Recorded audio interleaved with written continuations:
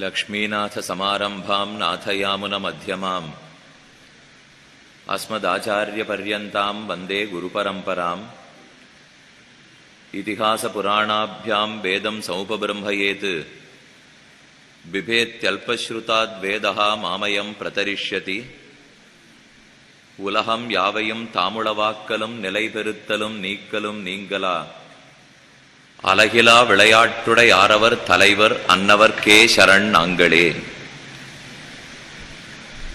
இங்கே கூடியுள்ள அடியார்கள் முன்னிலையில் ஸ்ரீ விஷ்ணு புராணம்ங்கிற தலைப்பிலே இன்று தொடக்கமாக 7 நாட்கள் சொல்ல வேண்டும்ங்கிறது தமிழ் இசைச் சங்கத்தவர்களுடைய நியமனம்.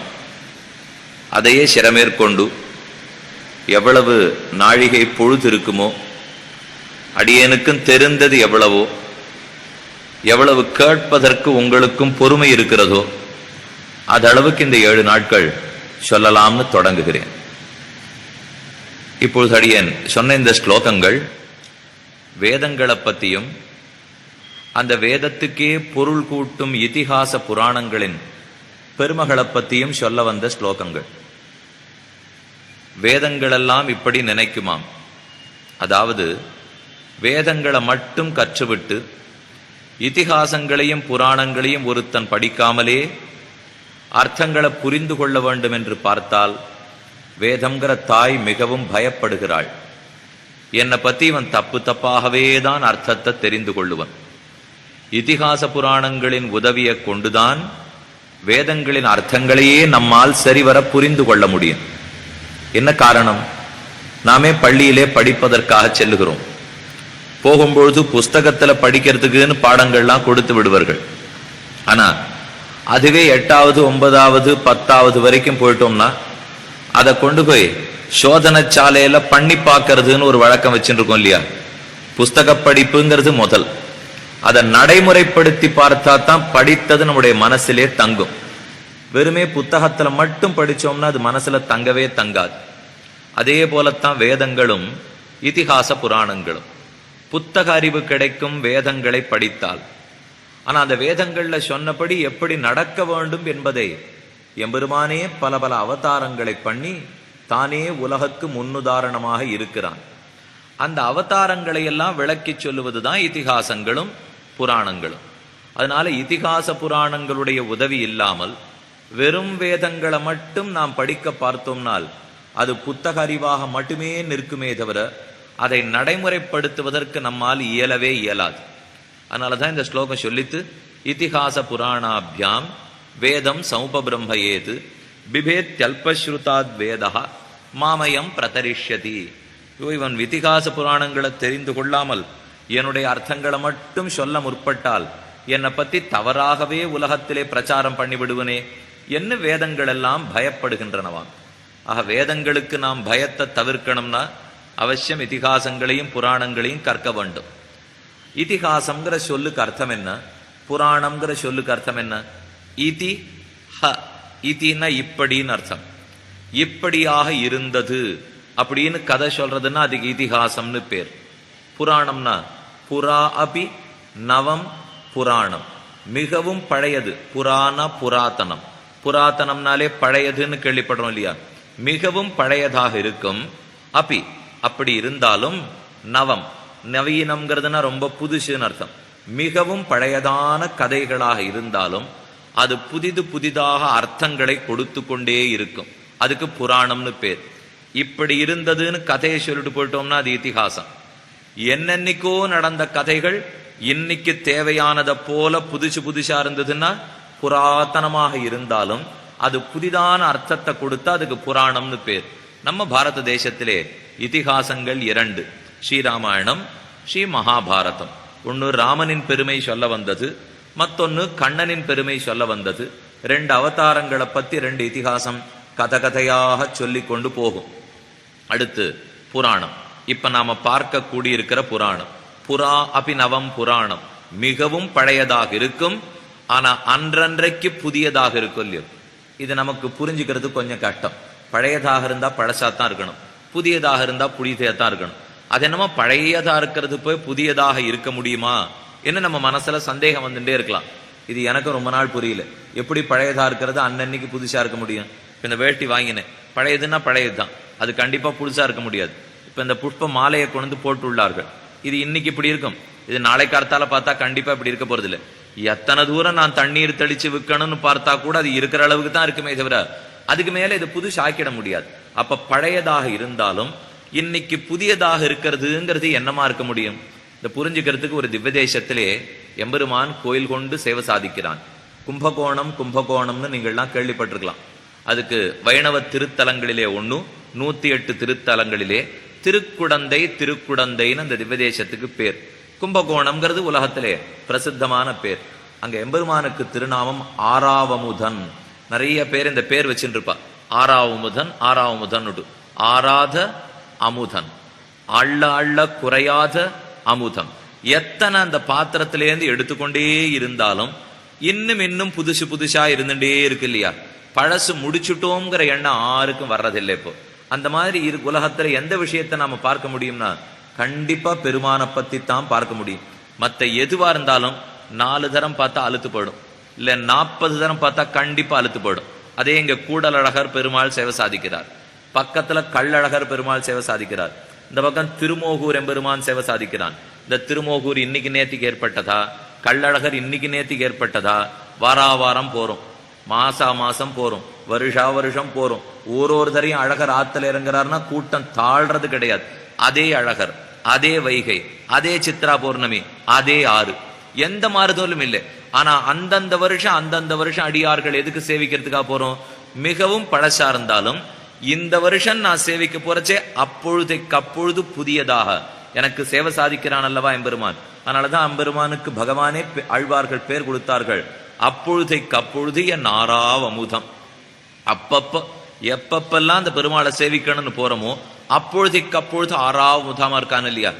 அவன் அப்படி இருந்தால் அவனை பற்றின கதைகளும் அப்படித்தான் இருந்தாக வேண்டும். புராணம்ங்கிறது அவனை பத்தின கதைகள் தானே. அவனுக்கு அந்த பெருமை இருக்கிறது. எத்தனை பழையதான பெருமானாக இருந்தாலும் இந்த கோவில்லாம் இன்னைக்கு நேற்றுக்கு இருக்கிற கோவில்கள் கிடையாது. 1000 ஆண்டு 5000 ஆண்டு 10,000 ஆண்டு ஒரு கோவிலும். ஆனா இன்னைக்கும் கூட்டத்தோட போயிட்டு இருக்கோம், இன்னைக்கும் பெருமானை சேவிக்கிறோம். காரணம் என்ன? பழையதாக இருந்தாலும் இன்றைக்கு என் வாழ்க்கை நெருக்கி வழியை காட்டி கொடுக்கிறான் அல்லவா? அப்பொழுது ஆறாவமுதன்தான். இது பெருமாள் விஷயத்திலேருந்து பெரியோர்கள் சொல்லி நானும் கேள்விப்பட்டேன். ஆனா இது ரொம்ப நாள் எனக்கு புரியவே இல்லை. நான் போய் சேவிச்சுட்டு இருக்கமே, அந்த மாதிரி மட்டும் புதுசா இருந்துட முடியுமா? அதே பெருமாள் தானேன்னு தோணிந்தது. சென்னப்பட்டணத்துல ஒரு பெரிய விளம்பர பலகை கொண்டு வச்சார்கள். அந்த பலகை ஒரு புடவக்கடையினுடைய விளம்பர பலகை. அந்த விளம்பரத்துல வாசகம் எழுதியாகணும் இல்லையா? யாரானு வாங்க வைக்கணும்னா அதுக்கு ஏதானு கொஞ்சம் எழுதினாத்தானே வாங்க வைப்பார்கள். அந்த எழுத்துல எழுதியிருந்ததை மட்டும் சொல்றேன். கடையதுங்கிறத பத்தியோ என்ன பொருள்ங்கிறத பத்தியோ நமக்கு இப்ப இல்லை. அது என்ன எழுதியிருந்ததுன்னு மட்டும் சொல்றேன். அதை பார்த்தா இப்ப நாம என்ன பார்க்கிறோங்கிறதுக்கு அர்த்தம் கண்டிப்பா புரிஞ்சு போடும். அப்படி உபன்யாசத்தும் போது ஆங்கிலத்தை பயன்படுத்துறது இல்லை. இருந்தாலும் அந்த விளம்பர பலகையெல்லாம் ஆங்கிலத்துல எழுதி வச்சிருந்தா, அதனால அதை சொல்லி ஆக வேண்டிய நிர்பந்தம். அதை மட்டும் சொல்லிடுறேன். அவ மேல எழுதியிருந்தது ஆஸ் யூஷுவல் அன்யூஷுவல் இப்படிங்கிறத தான் அவ எழுதியிருந்தா. Unusual as usual. அன்யூஷுவல்னா ஒரு புடவை நான் விற்கிறதுக்கு வந்தேன்னா அதே என்னென்னலாம் போட்டு இருக்குமோ அதையே போட்டா விற்கவே போறதில்லை. புதுசா மாத்தி போட்டா தான் விற்கவே வரும். அப்ப அன்னன்னைக்கு தானும் இந்த கோலத்தை மாத்திட்டே இருக்காளா? அன்யூஷுவல்னு போட்டார். ஆஸ் யூஷுவல்னா அன்யூஷுவலா இருக்கிறதுல ஆஸ் யூஷுவல். அதுதான் அவ சொல்ல வந்ததே. இப்போ என்னன்னைக்கு மாறிண்டே இருப்போம். ஆனா எங்க கிட்ட இருக்கிற பழசு என்ன? மாறிண்டே இருக்கிறதுனால நாங்க புது கடை இல்லை, மாறுதலை கொடுத்துட்டே இருக்கிற பழைய கடை நாங்க தான். இதைத்தான் சொல்லிக்க முற்பட்டார்கள் அந்த புடவை கரக்காரர்கள். அப்ப எத்தனை மாறுதல் இருந்தாலும் பழையதாக இருந்தாலும் புதுசா கொடுக்கலாங்கிறது தெரியறது இல்லையா? அதே போலத்தான் இது ஒரு பொருளுக்கே இந்த பெருமை இருக்கும்னா புராணத்துக்கு அந்த பெருமை இருக்காது போகுமா? பெருமானுக்கு அந்த பெருமை இருக்காது போகுமா? ஆக என்னைக்கு அழகரை சேவிக்கணும் நாம போனாலும் அன்னன்னைக்கு புதுசா தான் இருப்பார். அப்ப அவர் எது பழசு தெரியுமா? அன்னன்னைக்கு புதுசா இருக்கிறதுங்கிறது தான் அவருக்கு பழசு. வேற எதையுமே அழகர் புதுசா வச்சுக்கிறதே கிடையாது, பழசும் கிடையாது. அன்னன்னைக்கு எப்பப்ப நாம சேவிக்கு போனாலும் புதியதாக நமக்கு சேவை சாதிக்கிறான் எம்பெருமான்.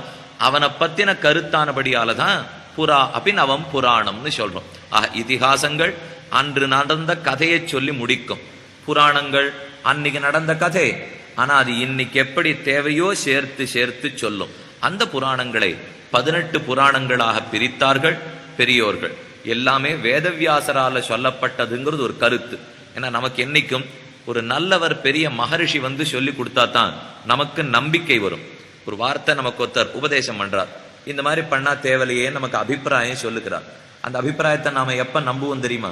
ஒண்ணு, எனக்கு அவர் ரொம்ப வேண்டியவரா இருக்கணும், இல்ல ஊருக்கே அவர் ரொம்ப பெரியவரா இருக்கணும், இல்ல சொல்ல வந்த விஷயம் ரொம்ப உயர்ந்த விஷயமா இருக்கணும். இந்த 3ல ஏதானு ஒண்ணு இருந்தா தான் நான் அவரை நம்புவேன். ஒண்ணு எனக்கப்பா, எனக்கம்மா, என் தாத்தா, என் பாட்டி எனக்கு ரொம்ப வேண்டியவரா இருக்கணும், என் நலனை விரும்புவராக இருக்கணும், முதல் தேவை.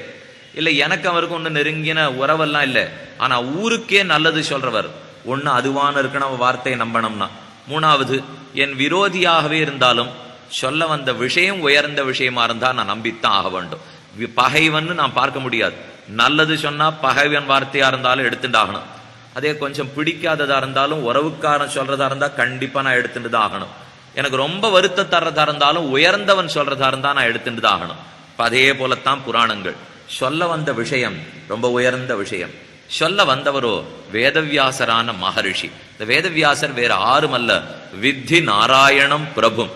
நாராயணனே வேதவியாசராக வந்து பிறந்தான். சம்யஞாய கலாபேன மகதா பாரதேனச்ச உபபிரம்ஹித வேதாய நமோ வியாசாய விஷ்ணவே. மகாபாரதத்தை எழுதினவர் வேதவியாசர், பாகவதத்தை எழுதினவர் வேதவியாசர், 18 புராணங்களையும் உலகத்துக்கு கொடுத்தவர் வேதவியாசர். வியாசர்னா பிரித்து பகுத்து கொடுப்பவர்னு அர்த்தம். வியஸ்யசீதி வியாசஹ, வியஸ்யதி பிரிக்கிறாராம். இந்த வேதங்கள் எல்லாம் இன்னைக்கு 4 வேதங்களா பிரிச்சு பாக்குறோம் இல்லையா? ரிக்வேதம், யஜுர்வேதம், சாமவேதம், அதர்வண வேதம்னு சொல்றோமே, இதெல்லாம் இன்னைக்கு தான் இந்த பிரிவெல்லாம். இதுக்கு கொஞ்ச நாள் முன்னாடி ஒரே கூளமா ஒன்றாக கிடந்தன. கிருதயுகம் முழுக்க, திரேதாயுகம் முழுவதும், துவாபர யுகம், இந்த 3 யுகம் வரைக்கும் ஒன்னா கிடக்கும் வேதங்கள். வேதவியாசர் 3வது யுகத்துல பிறப்பார், அதான் துவாபர யுகம். அவர் பிறந்துதான் இதை பிரிச்சே கொடுப்பார். இது ரிக்வேதம், இது யஜுர்வேதம், இது சாமவேதம், இது அதர்வண வேதம் என்று பிரித்து பிரித்து கொடுப்பார்.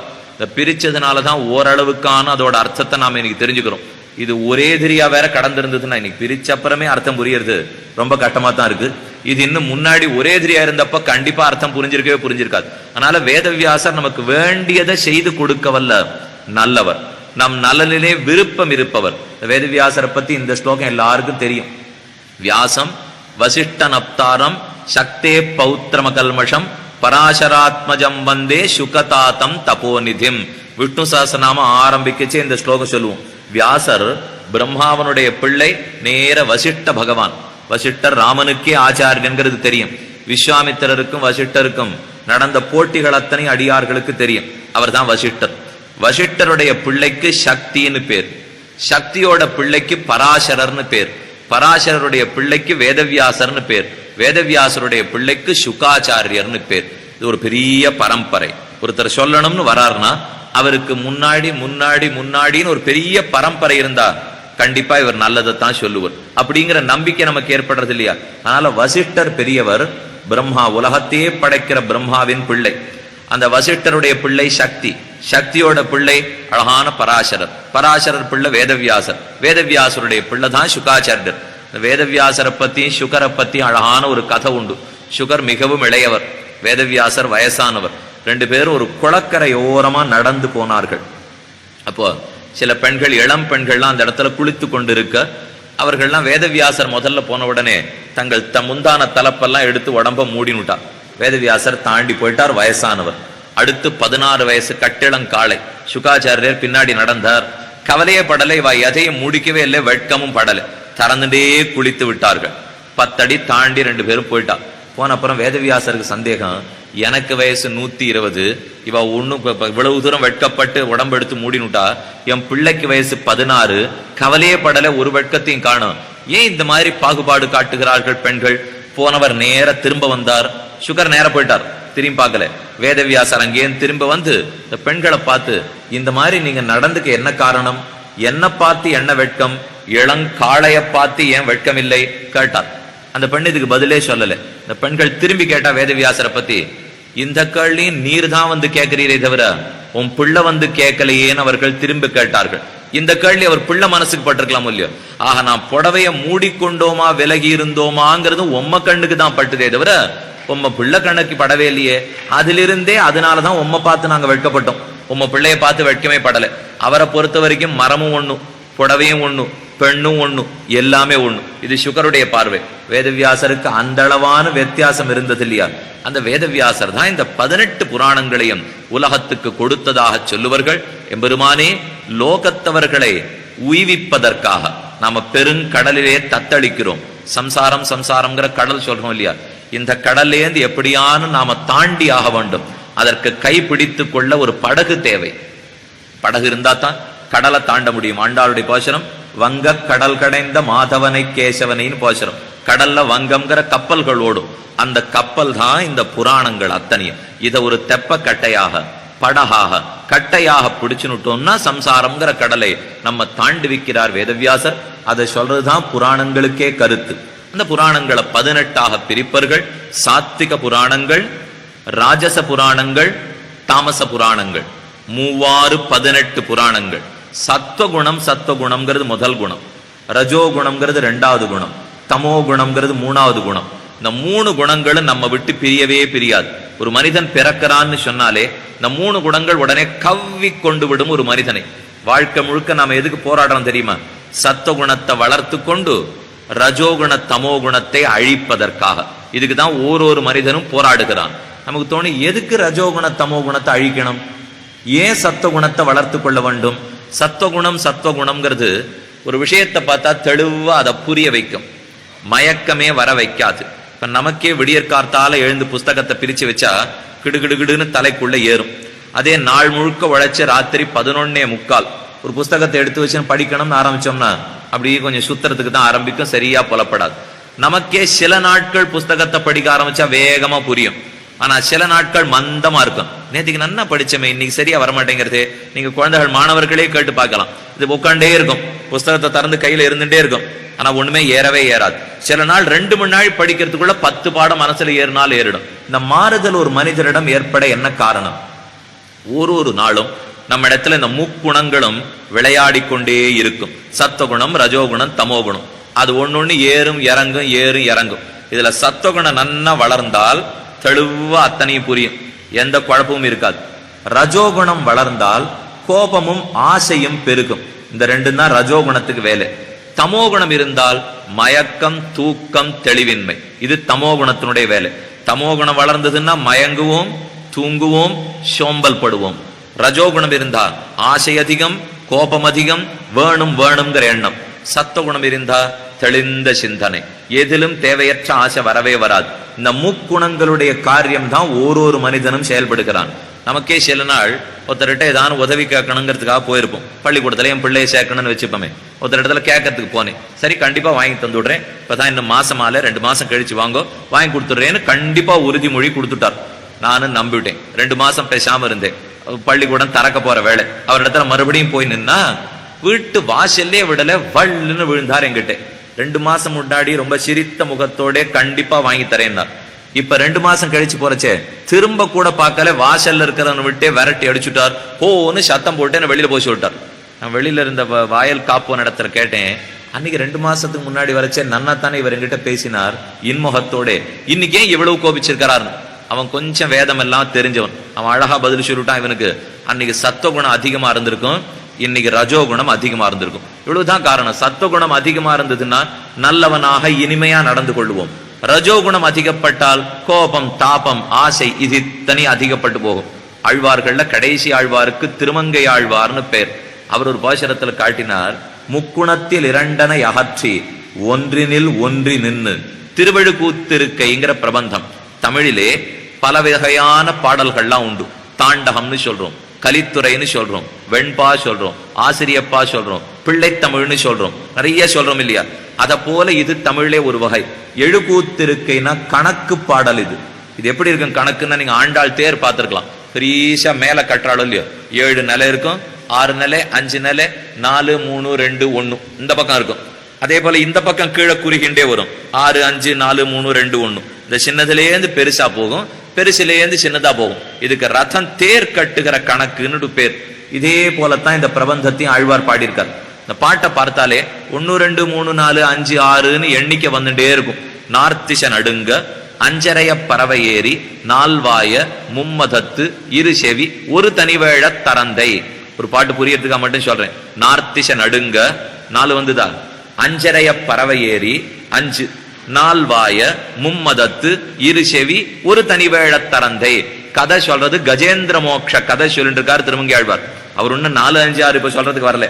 அவர் வந்தது முதலே அகப்பட்டது யானை முதலையின் காலிலே. திருமால் வந்து அதை காக்க ஓடோடி வருகிறான்னு சொல்ல வரார் கதையை. நார்த்திசை நடுங்க பெருமாள் கருடன் பேர்ல வரச்சே 4 திசையின் நடங்கித்தான். அஞ்சரைய பறவை ஏறி 5ன்னு எண்ணிக்கை. ஆனா அஞ்சிறையன்னா கருடனுக்கு 5 சிறை இருக்குன்னு அர்த்தம் இல்லை. அழகிய சிறை படைத்த கருடன் அர்த்தம். அஞ்சிறைய பறவை ஏறி நால்வாய, இந்த யானைக்கு 4 வாய் தொங்கிட்டு இருக்கும் இல்ல யானைக்கு, நால்வாய மும்மதம் 3 இடத்திலேருந்து யானைக்கு தண்ணீர் பெருகின்றே இருக்குமா. மும்மதத்து இரு செவி 2 காதுகள் ஆட்டிகிட்டே இருக்கா. ஒரு தனி வேழம் தனியதான ஒரு யானை. ஆக எண்ணிக்கை ஒரு மாதிரி போயிட்டு இருக்கும், பொருள் வேற மாதிரி வந்துட்டே இருக்கும். நார்த்திச நடுங்க அஞ்சரைய பறவை ஏறி நால்வாய மும்மதத்து இரு செவி ஒரு தனிவேழ தரைந்தைன்னு திரும்ப இதே போலத்தான் பிரபந்தம் முழுக்கவே இருக்கும். படிச்சு முடிக்கிறதுக்குள்ள போரும் ஆயிடும். இந்த பாட்டு அவ்வளவு அழகா பாடியிருக்கார். அதுல ஒரு இடத்துல சொல்றார், முக்குணத்தில் 2 அகற்றி ஒன்றினில் ஒன்றினின்று. எண்ணிக்கையை பொறுத்த வரைக்கும் 3, 2, 1 வந்தாச்சு. இப்ப நமக்கு என்ன தேவை தெரியுமா? முக்குணம்ங்கிறது சத்துவகுணம், ரஜோகுணம், தமோகுணம். 2 அகற்றி அல்ல ரஜோகுண தமோ குணங்களை அகற்றி ஒன்றினில் ஒன்றினின்று சத்துவகுணத்தை மட்டும் வளர்த்துக்கொள். அழ்வார் இந்த பாட்டை சொல்லிட்டார். இது நம்ம போல ஒருத்த இந்த பாட்டை படிச்சிருந்தான். படிச்சு பார்க்கச்சே அதுல எந்த 2 அகற்றணும்னு அழ்வார் சொல்லல. முக்குணத்தில் 2 அகற்றி ஒன்றினில் ஒன்றினின்று தான் பாட்டு. எழுந்து உடனே ஒருத்த சொன்னா, நானும் நித்தியம் அதைத்தான் பண்ணிட்டு இருக்கேன் சுவாமி. என்ன ஒண்ணு, நீர் சொன்ன சத்துவகுணத்தை வளர்த்து மத்த 2ஐயும் நான் தள்ளல. நான் சத்துவகுணத்தையும் ரஜோகுணத்தையும் தள்ளிட்டு ஒன்றினில் ஒன்றினின்று தமோ குணத்தை பற்றினுட்டேன். இல்ல தமோ குணத்தையும் சத்துவகுணத்தையும் தள்ளி ரஜோகுணத்தை பிடிச்சுனுட்டேன். எந்த 2ன்னு ஆழ்வார் சொல்லல இல்லையோ. அதனால எனக்கு வேண்டிய 2 நான் தள்ளி விடலாம், எனக்கு வேண்டிய 1ஐயும் நான் பெற்றுக்கொள்ளலாம். அந்த முக்குணத்தில் 2 அகற்ற வேண்டியது ரொம்ப முக்கியம்.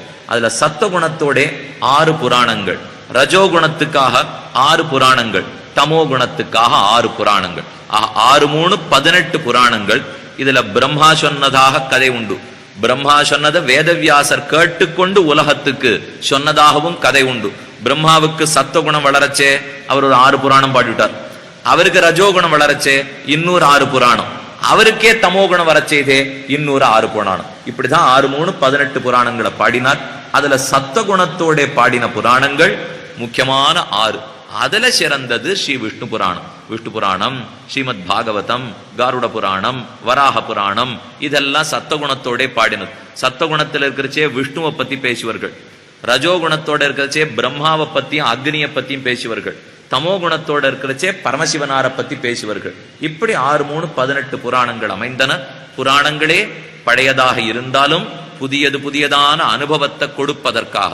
ஒரு புராணம்னு சொல்றச்சேவே 5 லட்சணங்கள் அவசியம் இருக்கணும். ஒரு மாடுன்னு சொன்னா மாட்டுக்கு அடையாளம் சொன்னா சொல்லிட மாட்டோமா? கொம்பு இருக்கும், இந்த இடத்துல நீளமா தொங்கிட்டு இருக்கும், பால் கொடுக்கும், ஏதோ அடையாளங்கள்லாம் சொல்லிடுவோம். இப்ப புராணம்னா என்னென்ன அதுல இருக்க வேண்டும், என்னென்னது இருந்தா தான் புராணம்ங்கிற நியத்தி இருக்கணும் இல்லையா? 5 விஷயங்கள் அவசியம் இருக்க வேணும். இதுல 2 விதமா நான் 5 சொல்றேன். அடியார்கள் அவசியம் கூர்ந்து கவனிச்சுடணும். ஒரு 5 சர்க்கஸ்ச பிரதிசர்க்கஸ்ச வம்சஹ மன்வந்தராணிச்ச வம்சானுச்சரிதஞ்சேதி புராணம் பஞ்சலக்ஷணம். இந்த 5 அடையாளங்கள் புராணங்களுக்கு இருக்கணும். சர்க்கம்னா உலகம் படைக்கப்பட்டது எப்படி. நாம இத்தனை பேர் இந்த இடத்துல வந்து உட்கார்ந்துருக்கோம். இப்ப புராணம் கேட்டுறதுக்கு என்ன பயன்னா, ஒத்தொத்தருக்கும் ஒரு குறிக்கோள் கண்டிப்பா வாழ்க்கையில இருந்தாகணும். ஆனா குறிக்கோள் மாறிண்டே இருக்கும். ஆளாளுக்கு குறிக்கோள் மாறும். இல்ல எனக்கே நாள் மாற மாற குறிக்கோள் மாறிண்டே இருக்கும். இப்ப நான் 2 வயசு பிள்ளையா இருக்கிறச்சே உபன்யாசம் பண்ணணும்னு என் குறிக்கோளை நான் வச்சுட்டு இருந்திருப்பேனா? தெரியாது. அதே நான் 8 வயசு பிள்ளையா இருக்கிறச்சே கண்டிப்பா கோவில் குளத்துக்கு நித்தியம் போய் பெருமாளுக்கு ஏதான ஆராதனை பண்ணணும் நிச்சயமா நான் நினைச்சிருக்க போறது இல்லை. இப்ப 40 வயசு. இந்த 40 வயசுக்கு பேசாம உட்கார்ந்த இடத்துல ஏதோ ராமன் கிருஷ்ணன் பஜனை பண்ணி உட்கார்ந்து இருந்துருமா? 40 வயசுக்கு நான் கண்டிப்பா நினைக்க போறது இல்லை. அப்ப எனக்கே வயசு மாற மாற என் குறிக்கோள்கள்லாம் வாழ்க்கையில மாறிண்டே வந்திருக்கு. இப்போ அது மட்டும் இல்லை, நான் இருக்கிற இடத்தை பொறுத்து எனக்கு தேவைகள்லாம் மாறிண்டே வரும். நான் இங்கேருந்து பத்ரி யாத்திரைக்காக போகணும். பத்ரியில பெருமாளை போய் சேவிச்சோம். சால கிராமத்துக்கு போகணும், வடமுதரைக்கு போகணும், அயோத்தியாவுக்கு போகணும், துவாரகைக்கு போகணும். எல்லா இடத்துலையும் சேவிச்சுட்டு நம்ம ஊருக்கு நாம திரும்ப வருவோம். வண்டி ஏறிட்டோம். ஏறச்சே ஒரே குளிர். போறது வேற. நான் குளிர் காலத்துல இங்க ஏந்து போயிட்டேன், நல்ல குளிர், 2 ஷால்வே போத்தினாலும் உள்ளுக்குள்ள வடவிடான்னு நடுங்கிறது. வண்டியில் ஏறி எடுத்து கிடுகிடுன்னு வரும். நாக்பூர் தாண்டும், ராமகுண்டம் தாண்டும், சென்னப்பட்டணத்தை நோக்கி வந்துட்டு இருக்கும். அப்புறம் தானே மதுரைக்கு வந்தாகணும். அது நாக்பூர் தாண்டி ராமகுண்டம் தாண்டச்சே, அதை தாண்டச்சேவே முதல் ஷால்வை வெளியில போயிடும், 2வது ஷால்வை வெளியில போயிடும். யாரானு ராமகுண்டம் வரச்சே 3 ஷால்வை போத்திக்கிறியான்னு கேட்டா அடிக்கவே போடுவேன். இவர் டெல்லியில கிளம்புறச்சே 3 ஷால்வை போராதுன்னார். அதே நடு பாரத தேசம் தாண்டறதுக்குள்ள எந்த ஷால்வையும் வேண்டாங்கிறார். நம்ம அவரை பார்த்து இப்பதானே எல்லாமே வேணும்னு கேட்டீர், அதுக்குள்ளேயே அவங்க குறுக்கோள் மாறிப்படுத்துன்னு கேட்டோம்னா, இடத்தை பொறுத்து எனக்கு தேவை மாறிக்கொண்டே வரும். ஆளை பொறுத்து, வயசை பொறுத்து என் தேவைகள் மாறும். இடத்தை பொறுத்து என்னுடைய தேவைகள் மாறும். என்னுடைய எந்த பண்பாட்டுல நான் வளர்க்கப்பட்டிருக்கேனோ அதை குறித்து என்னுடைய தேவைகள் மாறிக்கொண்டே வரும். இப்ப வாசல்ல ஒருத்தர் போயிட்டு இருக்கார், படுத்துன்னு தூங்கிட்டார். அவரை பார்த்து உனக்கு இன்னைய தேவை என்னன்னு கேட்டேன்னா, உபன்யாசம் கேட்கணும், ஸ்ரீவிஷ்ணு புராணத்துல என்ன இருக்கணும்னா கண்டிப்பா அவர் சொல்லவே மாட்டார். அவர் போய் அதைங்கன்னு கேட்க போறாரா? அடுத்த வேளை கொஞ்சம் பசி பட்டினி இல்லாத சோறு கிடைச்சுட்டா போறோம். இதான் வாசல்ல இருக்கிறவன் உடனடியா பதில் சொல்லுவான். உடம்பு ஆரோக்கியமா இருக்கணும், உழைக்கணும், அதுக்கு ஏதாவது கொஞ்சம் சக்தி வேணும், 4 காசு கிடைக்கணும், 2 வேளை சோறு கிடைக்கணும், இவ்வளவுதான் சாமானியன்னு கேட்டா சொல்லுவான்.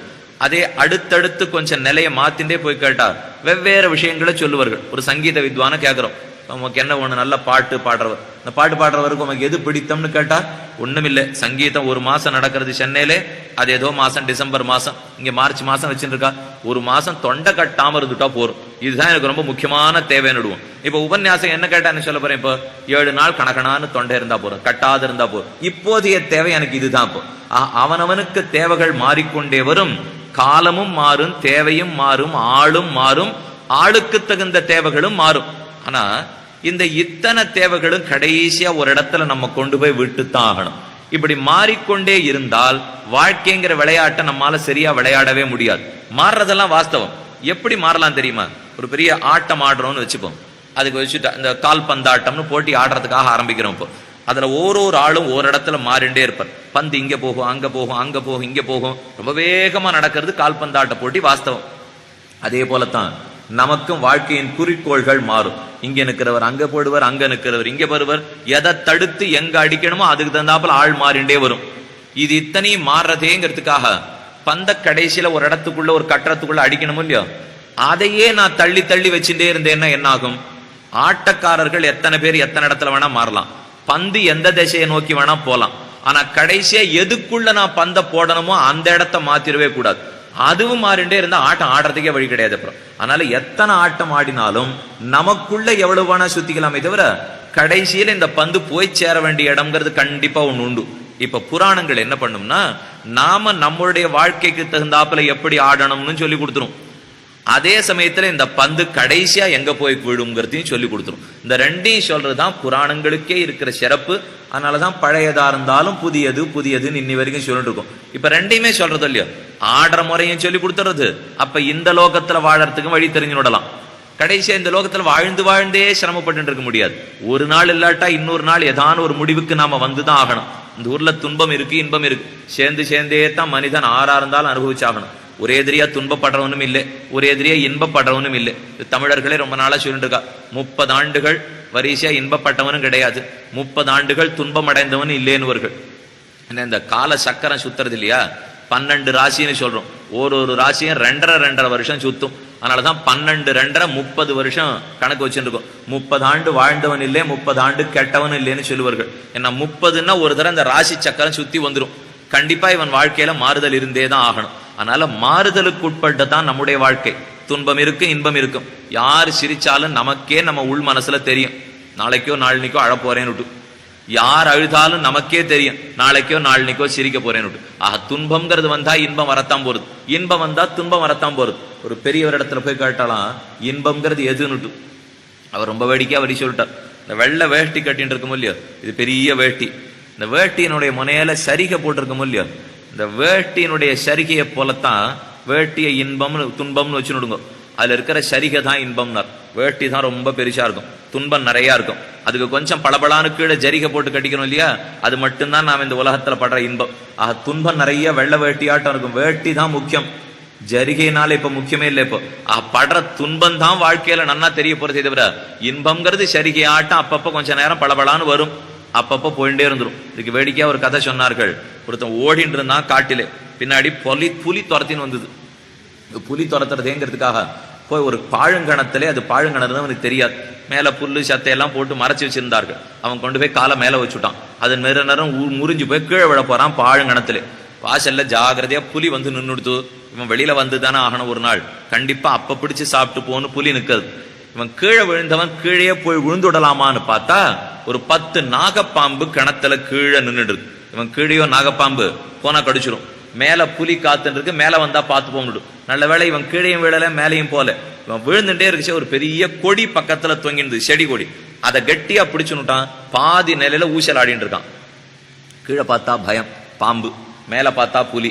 எப்ப கடிக்கும் தெரியாது. இதுக்கு நடுவுலே பிடிச்சுட்டு இருக்கான். சரி, இப்படியே பிடிச்சிட்டு தொங்கி 2 நாள் போயிடுத்துன்னா போனா போறதுன்னு புலி கிளம்பிடாதா, அப்புறம் நாம வெளியில வந்துருவோம் அப்படின்னு தொங்கிட்டே இருந்தான். விடல. ஒரு பெரிய காட்டு பெரிச்சாளி வந்து அந்த பிடிச்சிருந்த கொடியை மெதுவா கடிக்கிறதுக்கு ஆரம்பிச்சது. இவன் ஒரு கொடியை பிடிச்சு தொங்கின்தானே, அதை ஒரு பெரிச்சாளு வந்து கடிக்க ஆரம்பிச்சது. இன்னும் 5 நிமிஷம் கடிச்சு முடிச்சிருதுன்னா அவ்வளவுதான். இவன் கீழே விழுந்தாகணும், இல்ல அதுக்குள்ள குதிச்சு மேல வந்தா புலி பிடிச்சுடும். இதுக்கு நடுவுல இவன் கடந்தானொல்லி ஒரு கிணறு. இந்த கிணத்துக்கு பக்கத்துல ஒரு பெரிய மரம். அந்த மரத்துல தேனீக்கள்லாம் வண்டுகள்லாம் கூடு கட்டி இருந்தான. அதுலேருந்து தேனை ஏதோ தொடப்பட்டு அந்த தேன் ஒரு 2 சொட்டு வந்து இவன் நம்மால இங்க கீழே இங்க தொங்கிட்டு இருக்கானே, இவன் நாக்குல வந்து தேன் 2 சொட்டு பட்டுதான். இவன் உடனே ஒரே இன்பம். என்ன அழகா இருக்கு தேன், இந்த மாதிரி இருக்கணும் தேன்னா, இந்த இன்பத்தை நான் இன்னி வரைக்கும் பார்த்ததே கிடையாது என்ன. அந்த இடத்துக்கு நடுவுல அவன் சிரிக்கிறதுக்கு ஆரம்பிச்சான். இதைத்தான் வேதவியாசர் சொன்னார். இப்படிதான் இருக்கு வாழ்க்கையில நீங்க சிரிக்கிறது அத்தனை. நம்ம வாழ்க்கையில சிரிக்கிறது மேல புலி காத்துன்னு இருக்கு, கீழே பாம்பு காத்துன்னு இருக்கு, பெருச்சாளி கடிச்சுட்டு இருக்கு. இதுக்குள்ள நான் கல்யாணம் பண்ணிட்டேன், எனக்கு குழந்தை பிறந்தது, எனக்கு பள்ளி இன்பம், அது பெத்தேன் இது பெத்தேன் நாம சிரிக்க ஆரம்பிச்சோம்னா இது இத்தனை துன்பங்களுக்கு நடுவுல இறைவன் தானும் நம்மை சிரிப்பதற்காக வைக்கிறான். அப்ப நமக்கு தோணாதா, இந்த தேனையே அழகா இந்த மாதிரி ஒரு மேடை போட்டு கொடுத்து என் முன்னாடி பாத்திரத்தையும் வச்சு எவ்வளவு தேன் வேணுமோ நீங்க பாட்டு சாப்பிட்டு இருக்கலாம்னு சொன்னா அது இன்பம். புலியும் வச்சு பாம்பையும் வச்சுட்டு தேனை சாப்பிடுன்னு சொன்னா அது எனக்கு இன்பமா? அப்ப மனுஷன் கண்டிப்பா நினைக்க ஆரம்பிப்பான், இந்த தேனையே எப்பொழுதும் உண்பதற்கு வழி உண்டா? அப்பதான் கடைசி குறிக்கோள். ஏன்னா இந்த தேனை துன்பத்துக்கு நடுவுல சாப்பிட்டு இருந்தோம்னா அது அப்பப்ப வரும், அப்பப்ப போயிடும். ஒரே தெரியா குறிக்கோள், நாம் இறைவனுடைய அடியை சேர்ந்து எம்பெருமானுக்கு கைங்கரியங்களை பண்ணி அதனால இன்பம் அடைய வேண்டும்னு சொன்னா அது பேரின்ப வாழ்வு. அது வழிக்குத்தான் புராணங்கள் காட்டி கொடுக்கும். ஆக இகலோகத்திலே இங்க வாழறதுக்கும் வழி, அந்த லோகத்திலே வாழ்வதற்கும் வழி, இரண்டுக்கும் வழி காட்டுறதுனாலதான் புராணங்களுக்கு இவ்வளவு நாட்களாக இத்தனை ஏற்றம். அந்த புராணங்களிலே புராண ரத்னம்னு சொல்லுவார்கள் விஷ்ணு புராணத்தை. அன்பர் படித்தார் அல்லவா புராணங்களுடைய பெருமை எல்லாத்தையும், அதை பத்தி தான் அழகா சொல்லித்து. சாத்விகானி புராணானி ஸ்ரேயாம்சி நிகிலான்யபி தச்ச தத்ர பாகவதம் சிரேஷ்டம் ததோ வைஷ்ணவம் உத்தமம். சாத்விக புராணங்களே சிறந்தவர்கள். அதற்குள்ளே பாகவத புராணம் கண்ணனுடைய கதைகளை பெருத்து சொல்லுகிறபடியாலே பாகவதத்துக்கு சிறப்பு. சுகாச்சாரியர் பரீட்சித்துக்கு சொன்ன பாகவதம் அதை விட சிறந்தது ஸ்ரீ விஷ்ணு புராணம். அதனாலதான் புராணங்களுக்குள்ள ரத்தனம்னு விஷ்ணு புராணத்துக்கு பேர். புராண ரத்தனம்னு சொல்லுவார்கள். நாமே தங்க சங்கிலி பண்ணி போட்டுப்போம், அதுக்கு நடுவுல ஒரே ஒரு ரத்தனக்கல் பதித்து சங்கிலி போட்டுக்கிறோம் இல்லையா? சங்கிலிக்கே அந்த ரத்தனக்கல் அப்படி எடுத்து கொடுக்கறதே. இப்ப நாமே இந்த பதக்கம் போட்டுக்கிறோம், அந்த பதக்கத்தினாலதான் சங்கிலிக்கே ஏத்த வரும். அதே போலத்தான் இந்த விஷ்ணு புராணம் 18 புராணங்களுக்கும் சிறப்பை தேடி கொடுக்கும் ரத்தனமாகவே இருக்கிறபடியாலே புராணமே தத்து சதிருஷம் நகி அந்நது உபபத்தியதே. இதற்கு நிகரான மற்றொரு புராணம் பார்க்கப்பட்டதில்லை. என்ன காரணம்? 5 அடையாளங்களும் சேர்ந்து இந்த புராணத்துல இருப்பது காரணம். 5 அடையாளங்கள்ல முதல் அடையாளம் சர்க்கங்கிறது நாம் படைக்கப்பட்ட விதம். அதைத்தான் கீழே சொன்னேன். நாம் படைக்கப்பட்டது அவசியம் தெரிந்து கொள்ள வேண்டும். இல்லைன்னா குறிக்கோள் என்னன்னு நமக்கு புரியவே புரியாது. வெறும் ஆட்டாடியே கழிச்சிட முடியாது, வெறும் பள்ளிக்கூடத்துக்கு போயே கழிச்சிட முடியாது. நாம் எதற்காக பிறந்தோங்கிற குறிக்கோள் அவசியம் தெரிஞ்சுட்டு ஆகணும். இப்ப நம்ம மனசுக்கே தெரியும், மனிதனுக்கு இயல்பு உன்னை கொஞ்ச நாள் பார்த்துட்டான்னா அதுக்கு அடுத்தது எதான் இருக்கான்னு பாக்குறதே தான் மனிதனுடைய இயல்பு. ஒரே பண்டம், மைதா மாவு வச்சுருக்கோம், சக்கரை வச்சுருக்கோம், நெய் வச்சுருக்கோம். இந்த 3ல தான் அத்தனை தின்பண்டங்களையும் நாம பண்ணியே ஆகணும். எதையும் மாத்தி ஸ்ரீ ஜெயந்தி கிருஷ்ண ஜெயந்தி வரும், கோகுலாட்டமி. இந்த கோகுலாட்டமிக்கு 18 பட்சணம் பண்ணமா, 20 பட்சணம் பண்ணமா, 25 பட்சணம் பண்ணமா, அவரவர்கள் வீட்டுக்கு வீடு போட்டி. நான் இத்தனை பண்ணேன். கடைசியில எல்லாத்தையும் வச்சு பண்ணது அதே மாவு, அதே சர்க்கரை, அதே நெய். ஆனா மாத்தி மாத்தி மாத்தி எதுக்காக வச்சுக்கிறோம்? லோகோ பின்ன ருச்சிக்கு. உலகத்துல ஒத்தனுக்கு இருந்த ருச்சி இன்னொருத்தனுக்கு இருக்காது, அவனுக்கு இருந்த ருச்சி எனக்கு இருக்காது. ஆனா கடைசியா கீழே போய் பார்த்தா சர்க்கரை நெய்யின்னு எல்லாரும் வச்சிருக்கோம் இல்லையா? அதே போல நாம் எதற்கு படைக்கப்பட்டோம் அடிப்படையில நாம அத்தனை பேர் ஆறுங்கிறத தெரிஞ்சுட்டே ஆகணும். இப்ப சாப்பிட்றச்சே நமக்கு சிலதெல்லாம் பிடிக்கும், சில பேருக்கு கிழங்கு வகைகள் பிடிக்கும், சில பேருக்கு அது ஆகாது, பச்சை காய்கறி தான் பிடிக்கும். இதெல்லாம் இந்த நாக்குலேருந்து இங்க போற வரைக்கும் இதுக்குள்ள இறங்கினப்புறம் நீர் வைத்தியரிடத்துல கேட்டு அது வெண்டைக்காயா, அது கத்திரிக்காயா, அது புடலங்காயா கேட்டு பாருங்க, எதுக்கும் அவர் பதில் சொல்ல மாட்டார். அது சாம்பல் சத்தா மணிச்சத்தா இந்த சத்துன்னு தான் அவர் சொல்லிட்டு இருப்பாரே தவிர அவருக்கு அது புடலங்காயா வெண்டைக்காயான்னு ஒத்துரும் பதில் சொல்லவே மாட்டார். இங்க இறங்குற வரைக்கும் தான் அது புடலங்காயோ வெங்கைக்காயோ கத்திரிக்காயோ. உள்ள போனப்புறம் உடலுக்கு வேண்டிய சத்துக்களாகத்தான் அத்தனையும் பிரிந்து போகும். இது வரைக்கும் தான் நாம பாக்குற வாழ்க்கையெல்லாம். இதுக்குள்ள போனா என்ன இருக்குங்கிறது நமக்கு தெரியணும் இல்லையா? அதுதான் அடிப்படையில நாம் அத்தனை பேரும் எதுன்னு தெரிந்து கொள்வதற்காக நாம் ஆறுன்னு முதல்ல தெரிஞ்சுதாகணும். அதுக்கு படைக்கப்பட்ட விதம் தெரிய வேண்டாமா? புராணத்தினுடைய முதல் அடையாளம் உலகம் படைக்கப்பட்டது எப்படிங்கிறத சொல்லியே ஆக வேணும். சர்க்கம். ரெண்டாவது, படைக்கப்பட ஏன் போயிட்டே இருக்கா எல்லாரும்? படைச்சவன்லாம் ஒரு நாள் மறுபடியும் கிளம்பி போயிடுறான். அதுக்கு பிரளயம்னு பேர். ஒரு அழிவு ஏற்படுறது இல்லையா? படைக்கப்பட்டது எப்படி, அழிவேற்படுவது எப்படி? சர்க்கஸ்ச பிரதி சர்க்கஸ்ச. சரி, என்னைக்கோ ஒரு நாள் படைக்கப்பட்டோம்னா அன்னிலிருந்து யாரெல்லாம் இந்த நாட்டை ஆண்டு இருக்கிறார்கள், எந்தெந்த ராஜாக்கள் பிறந்தார்கள், சந்திரன்னா என்ன, சூரியன்னா என்ன, வருணன்னா ஆறு, மழை ஏன் பொழிகிறது, வெயில் ஏன் அடிக்கிறது, சூரியன் என்ன, கிரகணம் என்ன, நாள் என்ன, நட்சத்திரம் என்ன, இது இத்தனை இந்த உலகத்துக்குள்ள பன்னி பிணைந்து கிடக்கிறது. அதெல்லாத்தையும் நாம தெரிஞ்சுதான் ஆகணும். அதைத்தான் சொல்ல வேண்டியது மூணாவது அடையாளம். வம்சா, சந்திர வம்சம், சூரிய வம்சம், ஆறாரெல்லாம் அந்தந்த வம்சத்திலே பிறந்தார்கள். இதெல்லாம் சொல்றது மூன்றாவது அடையாளம். அதுக்கு மேல நாலாவது அடையாளம் மன்வந்தரம். மன்வந்தரம்னா காலத்துல ஒரு மனுக்கள் ஆழ்வர்கள். பாரத தேசத்துல மனு தர்மம்னு ரொம்ப நாளா சொல்லிட்டு இருக்குமே, அவர் தான் முதல் மனு ஆரம்பம். இந்த மனுக்கள்லாம் யாரெல்லாம் ராஜாக்கள் ஆண்டு இருக்கிறார்கள், அவரவர்கள் காலத்துல என்னென்ன தர்மத்தை நிலைநிறுத்தினார்கள், இதை சொல்றதுக்காக மன்வந்தராணிச்சர். கடைசியாக வம்சானுச்சரித்தன் செய்வ கிளை கதைகள். ஏன்னா இது இத்தனை இப்படியே சொல்லிட்டு போச்சுன்னா நம்ம யாரும் உட்காந்து கேட்கவே மாட்டோம். அதனால என்ன ரொம்ப அழகா என்ன பண்ணிட்டார் இவர் சொல்றவர்னா, கதையா வைக்கிறார். ஒரு மகரிஷி கேட்கிறார், மற்றொரு மகரிஷி பதில் சொல்றார். அவர் கதையா பதில் சொல்லிட்டே வருவார். இந்த கதைக்கு நடுவுல இப்ப சொன்ன எப்படி படைக்கப்பட்டோம், எப்படி அழிகிறோம் விடாம சொல்லிட்டு வந்துருவார். வெறும படைத்தல் அழித்தல மட்டும் சொன்னா கேட்கறதுக்குள்ள தலை சுத்தி போடும். அந்த மாதிரி அவர் சொல்லவே இல்லை. கேட்கிறவருக்கு மைத்ரேயர்னு பேர், சொல்றவருக்கு பராசரர்னு பேர். மைத்ரேயர் தான் சீடர், சிஷ்யர் அவர் தான். பராசரர் தான் ஆச்சாரியன். இந்த சிஷ்யன் தூண்டி கேட்டுட்டே இருப்பார். எனக்கு இதுல சந்தேகமா இருக்கே, எப்படி படைக்கப்பட்டோம், ஏன் இந்த மாதிரி இருக்கும், சிலதெல்லாம் செடி கொடியா இருக்கு, சிலது சிங்கம் புலி, சிலது ஆனை, ஒன்னு அடிக்கிறது ஒன்னு அடிக்கப்படுறது, ஒருத்தன் பணக்காரன் ஒருத்தன் ஏழையா இருக்கான், ஒருத்தன் படித்தவன் ஒருத்தன் படிக்காதவன், பாப்பம் கிரீர் புண்ணியம் கிரீர், ஒன்னு எனக்கு புரியல. கேட்டுட்டே இருப்பார் மைத்ரேயர். அவர் தான் நமக்கு பிரதிநிதி. நமக்கு என்னென்னலாம் மனசுல கேள்வி வந்துட்டு இருக்குமோ இது இத்தனையும் சேர்த்து மைத்ரேயர் கேட்பார். எல்லாத்துக்கும் பராசர பகவான் பதில் சொல்லிட்டே வருவார். பராசரர் ஆச்சாரியன், மைத்ரேயர் சிஷ்யர். இந்த ரெண்டு பேருக்கும் ஒரு பேச்சுவார்த்தை நடக்கிறதே. இந்த பேச்சுவார்த்தையில கதையா சொல்லிட்டே போவர். நடுவுல தத்துவார்த்தங்களை சொல்லிக்கொண்டே போவர். அதனால நீங்க யாரும் கவலைப்பட வேண்டாம். ஒரே தத்துவமா தான் இருக்கும் போல இருக்கே, புராணம்னா பயமா இருக்குமோன்னு ஒரு கவலையும் இல்லை. இப்போ சுலபமா கேட்கலாம், எளிதா புரிஞ்சு விடலாம். இருக்கிறது வடமொழியில் தான். ஆனா நம்ம பெரியோர்கள் பல பேர் நம் பாஷையான தமிழில் அதுக்கு நிறைய உரையாசிரியர்கள்லாம் உரையமைத்துள்ளார்கள். அதனால இருக்கிறது வசந்த விஷயம்.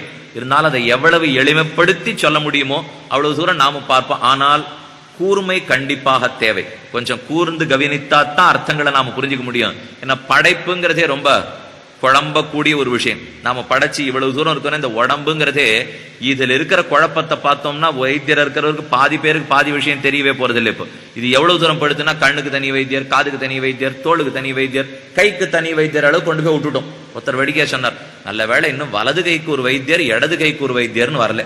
அது வரைக்கும் தான் இன்னைக்கு வரலையே தவிர மற்றதெல்லாம் தனின்னு பிரிச்சுட்டோம். இந்த உடம்ப சுலபமா நாம புரிஞ்சுடவே முடியாது. படைத்தல் அழித்தல மட்டும் சொன்னா கேட்கறதுக்குள்ள தலை சுத்தி போடும். அந்த மாதிரி அவர் சொல்லவே இல்லை. கேட்கிறவருக்கு மைத்ரேயர்னு பேர், சொல்றவருக்கு பராசரர்னு பேர். மைத்ரேயர் தான் சீடர், சிஷ்யர் அவர் தான். பராசரர் தான் ஆச்சாரியன். இந்த சிஷ்யன் தூண்டி கேட்டுட்டே இருப்பார். எனக்கு இதுல சந்தேகமா இருக்கே, எப்படி படைக்கப்பட்டோம், ஏன் இந்த மாதிரி இருக்கும், சிலதெல்லாம் செடி கொடியா இருக்கு, சிலது சிங்கம் புலி, சிலது ஆனை, ஒன்னு அடிக்கிறது ஒன்னு அடிக்கப்படுறது, ஒருத்தன் பணக்காரன் ஒருத்தன் ஏழையா இருக்கான், ஒருத்தன் படித்தவன் ஒருத்தன் படிக்காதவன், பாப்பம் கிரீர் புண்ணியம் கிரீர், ஒன்னு எனக்கு புரியல. கேட்டுட்டே இருப்பார் மைத்ரேயர். அவர் தான் நமக்கு பிரதிநிதி. நமக்கு என்னென்னலாம் மனசுல கேள்வி வந்துட்டு இருக்குமோ இது இத்தனையும் சேர்த்து மைத்ரேயர் கேட்பார்.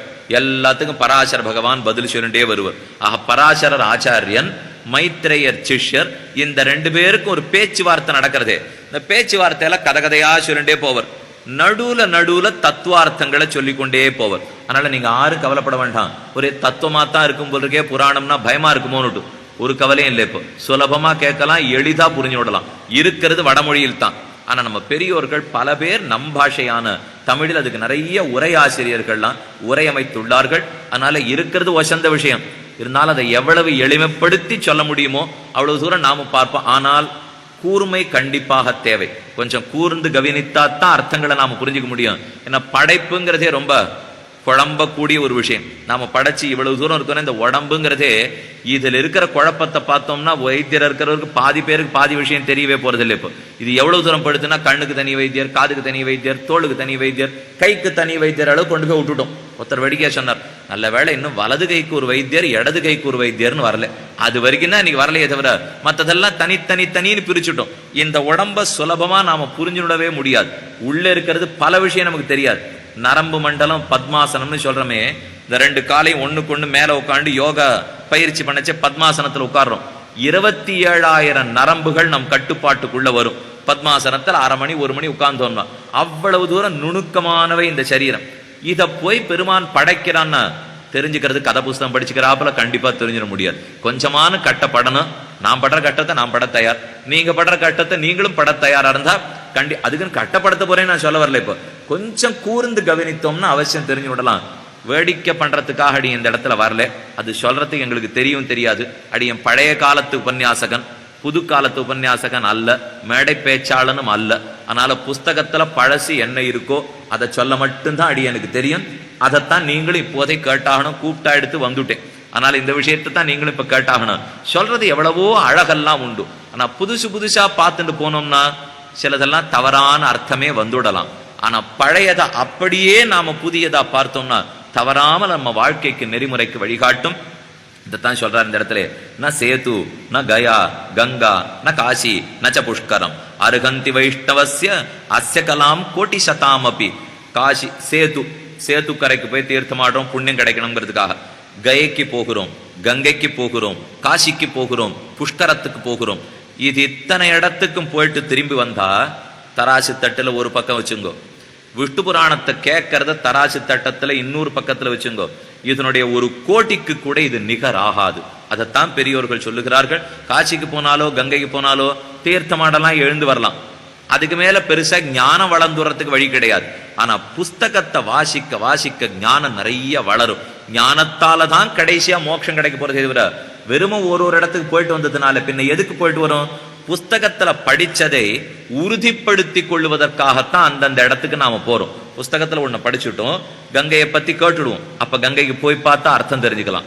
காசியை பத்தி படிச்சிருவோம், காசிக்கு போனா அர்த்தம் தெரிஞ்சுக்கலாம். இதே திவ்யதேச யாத்திரைன்னு எல்லாரும் கிளம்பிடுவோம். மரிச்சா இப்ப இங்க வந்தோம்னா கூடலூர் கூடலழகர் சேவிக்கலாம், திருமோகூர் சேவிக்கலாம், திருமாலிருஞ்சோலமலை சேவிக்கலாம், கொஞ்சம் தள்ளி போனா ஸ்ரீவில்லிபுத்தூர் சேவிக்கலாம். எல்லாம் சேவிச்சிட்டோம். சாமி கூடலூர்னா இந்த பெருமாள் எதுக்கு இப்படி எழுந்துள்ளி இருக்கார்? எல்லா இடத்துலையும் இப்படி கை வச்சுருப்பார், இப்படி கை வச்சுருப்பார். இந்த இடத்துல பெருமாள் மட்டும் இந்த கூடல் மாநகரிலே இந்த ஒரு விரலை இப்படி வச்சுருக்க மாதிரி காமிச்சுட்டு இருக்காரு. எதுக்கு தெரியாது. போய் சேவிச்சோம் வந்துடும். இப்போ அதுக்கு வேற வழியே இல்லை, புஸ்தகத்தை தான் அடி ஆகணும். இந்த பெருமாள் எதுக்கு அந்த கையை எப்படி வச்சுருக்காருன்னு கேட்க போனோம்னா அப்பதான் இந்த திவ்யதேசத்தை சேவித்த பெருமையே நமக்கு தெரியும். ஆகூய அழைத்து வாழ்வித்தவர்னு சொல்றோம் இல்லையோ. ஒருத்தரை கூப்பிடணும்னா இப்படித்தானே நான் கூப்பிடுவேன். இந்த இடது கையாலே தன்னுடைய அடியார்களை அருகிலே வா என்ன அழைத்து வாழ்விக்கிறான் எம்பெருமான். அதுக்காகத்தான் இந்த பட்டணத்தில் அவ்வளவு பெரியவரா சேவை சாதிக்கிறார். இப்படி ஒரு திவ்யதேசத்துக்கு போறச்சே அந்தந்த பெருமாளை பத்தி நாம தெரிஞ்சுக்கணும்னா புஸ்தகம் ஒன்னே தான் வழி. இந்த ஞானத்தை கொடுப்பதற்குத்தான் மகரிஷிகள் மிகவும் போராடி நமக்கு கொடுத்துள்ளார்கள். அதில் இப்ப நாம பார்க்க போறது சர்க்கம் எப்படி படைக்கப்பட்டோம், பிரதி சர்க்கம் எப்படி அழிகிறோம், வம்சம் சந்திர வம்சம் என்ன, சூரிய வம்சம் என்ன, மன்வந்தரம் மனுக்கள் எப்படி ஆட்சி புரிந்துள்ளார்கள், வம்சானுச்சரித்தம், இது இத்தனையும் சேர்த்து கோக்கிறதுக்கு கதைகள். இந்த கதைங்கிறது தங்க சங்கிலி ஆட்டம். கீழே தங்க இருந்தா தான் சங்கிலியை கட்ட முடியும். அதுல நடுல ரத்தனம் வச்சிடறோம் இல்லையா, அதெல்லாம் இவர் சொல்ற தத்துவங்கள். கீழே கோர்வையா சங்கிலி போயிட்டே இருக்கும். அதெல்லாம் தத்துவமான ரத்தனங்களை வச்சிருவார். இதைத்தான் ஆளவந்தாருங்கிற பெரியவர் சாதித்தார். தத்வேனயா சித் அச்சிதீஸ்வர தத்ஸ்வபாவ போகாபவர்கத துபாய கதீர் உதாரஹ சந்தர்சயன் நிரமிமீத புராண ரத்னம் தஸ்மை நமஹ முனிவராய பராசராய. பராசர பகவானை வணங்குகிறார். தத்துவங்களை ரொம்ப எளிதாக எடுத்துரைத்தாராம் பெரியவர். அப்ப ஒரு 5 அடையாளங்கள் பார்த்துட்டோமா? சர்க்கஸ்ச பிரதிசர்க்கஸ்ச வம்சோ மன்வந்தராணிச்ச வம்சானுச்சரித்தம் செய்வ புராணம் பஞ்சலக்ஷணம். ஒரு 5 அடையாளம் சொல்லிட்டேன். இதெல்லாம் அடையாளங்கள். இந்த 5 நிரம்பி இருக்கிறபடியால தான் புராண ரத்னம்னு விஷ்ணு புராணத்துக்கே பெயர். சரி, இன்னொரு 5 விஷயங்கள் என்ன அதற்குள்ள இருக்குங்கிறத பார்ப்போம். இதுக்கு அர்த்த பஞ்சகம்னு சொல்லுவார்கள். ஒத்தொத்தனும் கண்டிப்பா தெரிஞ்சுக்க வேண்டிய 5. என்னை பத்தியே சொல்லிக்கிறேனே, இங்க மதுரை பட்டணத்துக்கு உபன்யாசம்ங்கிறதுக்காக வந்திருக்கும். நான் ஆர் கிருஷ்ணன்னு சொல்லிடுவேன். எங்க போறதுக்காக கிளம்பினேன்? மதுரைக்கு போறதுக்காக. எதற்காக? உபன்யாசம் பண்றதுக்காக. எதன் மூலமாக? ஒரு வண்டியில ஏறினேன், அதன் மூலமா வந்து சேர்ந்துட்டேன். இத்தனை நாளும் ஏன் போல? கூப்பிடல. முடிஞ்சு படுத்தா நான் 5 கேள்விக்கு எல்லாரும் பதில் சொல்லி ஆகணும். இப்ப பரீட்சை எழுதினேன், 10வது வகுப்பு பரீட்சை எழுதினேன். நான் யார்? மாணவன். எதுக்காக போறேன்? பரீட்சை எழுதுறதுக்காக. போய் சேர வேண்டிய இடம் எது? பரீட்சை மண்டபத்துக்கு. எதுக்காக? நிறைய மதிப்பெண் வாங்கி வெளியில வர்றதுக்காக. எதன் மூலமா பண்ணேன்? ஏதோ ஒரு வண்டியில போனேன், ஒரு பள்ளிக்கூடத்துல இருந்து கொண்டு போய் விட்டுட்டா. இத்தனை நாளும் ஏன் எழுதல? வயசு 10வதுக்கு வரல, நான் எழுதல. அப்ப ஒன்னொன்னுத்துக்கு இந்த 5 கேள்விகளுக்கு பதில் சொல்லியே தான் ஆகணும். என்னுடைய நிலை என்ன? நாம் போக வேண்டிய இடத்தினுடைய நிலை என்ன? போய் செய்ய வேண்டியது என்ன? எந்த வழியாக செல்ல வேண்டும்? சென்று கடைசியாக சேர்வதை இத்தனை நாளும் தடுத்தது யார்? இந்த 5 பத்தி கண்டிப்பா பதில் சொல்லணும். இதைத்தான் நம்மாழ்வார்ங்கிற பெரியவர் தன்னுடைய திருவாய்மொழியில பாடினாராம். மிக்க இறைநிலையும் மெய்யாம் உயிர் நிலையும் தக்க நெறியும் தடையாகி தொக்கியலும் ஊழ்வினையும் வாழ்வினையும் ஓதும் குறுகையர்கோன் யாழினிசை வேதத்தியல். மிக்க இறைநிலை, மெய்யாம் உயிர்நிலை. நான் யாருங்கிறது ஜீவாத்மஸ்வரூபம்னு சொல்லுவோம். நம்ம எல்லாம் ஜீவாத்மாக்கள். ஆத்மான்னு சொல்றோம் இல்லையா? நம்ம பத்தி உண்மை நிலை தெரிஞ்சுக்கிறது ஆத்மாவை பத்தி அறிதல். அடுத்தது, என்னை படைத்து காத்து அழித்து ஒரு பரம்பொருள் இருக்கிறானே, அது பரமாத்மா. அந்த பரமாத்மா ஸ்வரூபத்தை தெரிஞ்சுக்கணும். ஏன்னா நான் போய் சேர வேண்டிய இடம் அதுதான். நான் யார், என் இறைவன் யார், 2ஆயிடுது. 3வது, இதுல கூட ரொம்ப இப்ப சந்தேகம் வராது. நான் எந்த வழியில அவனை போய் சேர வேண்டும்? இதுக்குத்தான் 1000 மதங்கள், இதுக்குத்தான் 1000 சம்பிரதாயங்கள். இது சைவம் என்னும், வைஷ்ணவம் என்னும், சாக்தம் என்னும், கௌமாரம் என்னும், எல்லாத்தையும் பிரிச்சு இவ்வளவு தூரம் வச்சுருக்கோம். ஒன்னொன்னு ஒரு வழி சொல்லும். இந்த வழியில போனா சுலபம், இந்த வழியில போனா சுலபம், இந்த வழியில போனா சுலபம். கடைசியில பரம்பொருளைத்தான் போய் சேரணுங்கிறதுல யாருக்கும் எந்தவித எண்ணத்திலையும் மாற்றமே கிடையாது. நான்கிறது ஆத்மாங்கிறது நிச்சயம், போய் சேர வேண்டியது பரபிரம்மத்தடத்தைங்கிறது நிச்சயம். இந்த 2ல மட்டும் யாருக்கும் சந்தேகமே இருக்க முடியாது. ஆனா போற வழி, இந்த வழியில போனன்னு ஒருத்தர் சொல்லுவார், இந்த வழியில போனன்னு ஒருத்தர் சொல்லுவார். ஆக 3வது வழி. 4வது, சரி போனோன்றீரே, நான் அங்க போய் என்ன பண்ணணும்? இங்க இருந்த வேலையை அங்கேயும் பண்ணலாமா? இங்க ஒருத்தர் வேலை கொடுத்தார், அது உண்டுங்கிறா, இல்லைங்கிறா, வேலைங்கிறா, அப்படிங்கிறா, எத்தத்தையோ பண்ணிட்டு இருக்கோம். இதே வேலை அங்க போனாலும் கொடுப்பாளான்னு முதல் சந்தேகம் எனக்கு. அங்க போய் நான் என்ன பண்ணணும்னே தெரியல. நித்தியமான இன்பம்ங்கிறீரே, என்ன இன்பம்னா ஏதாவது வேலை பார்க்க வேண்டாமா? சம்பாதிக்க வேண்டாமா? சாப்பிட வேண்டாமா? அங்க போய் என்ன பண்ணணும்னே எனக்கு தெரியாது. அதை தெரிஞ்சுக்க வேண்டியது 4வது. சரி, இத்தனையும் தெரிஞ்சுட்டமே, ஏன் இத்தனை நாளும் போகாம இங்கேயே கட்டப்பட்டு இருக்கோம்? ஏதோ தடுக்கிறது இல்லையோ, அதுதான் 5வது. ஆக நான் யார்? ஆத்மாவனுடைய சொரூபம். அவன் யார்? பரமாத்மாவனுடைய சொரூபம். வழி என்ன? போற வழியான உபாயத்தினுடைய சொரூபம். போய் என்ன பண்ண போறேன்?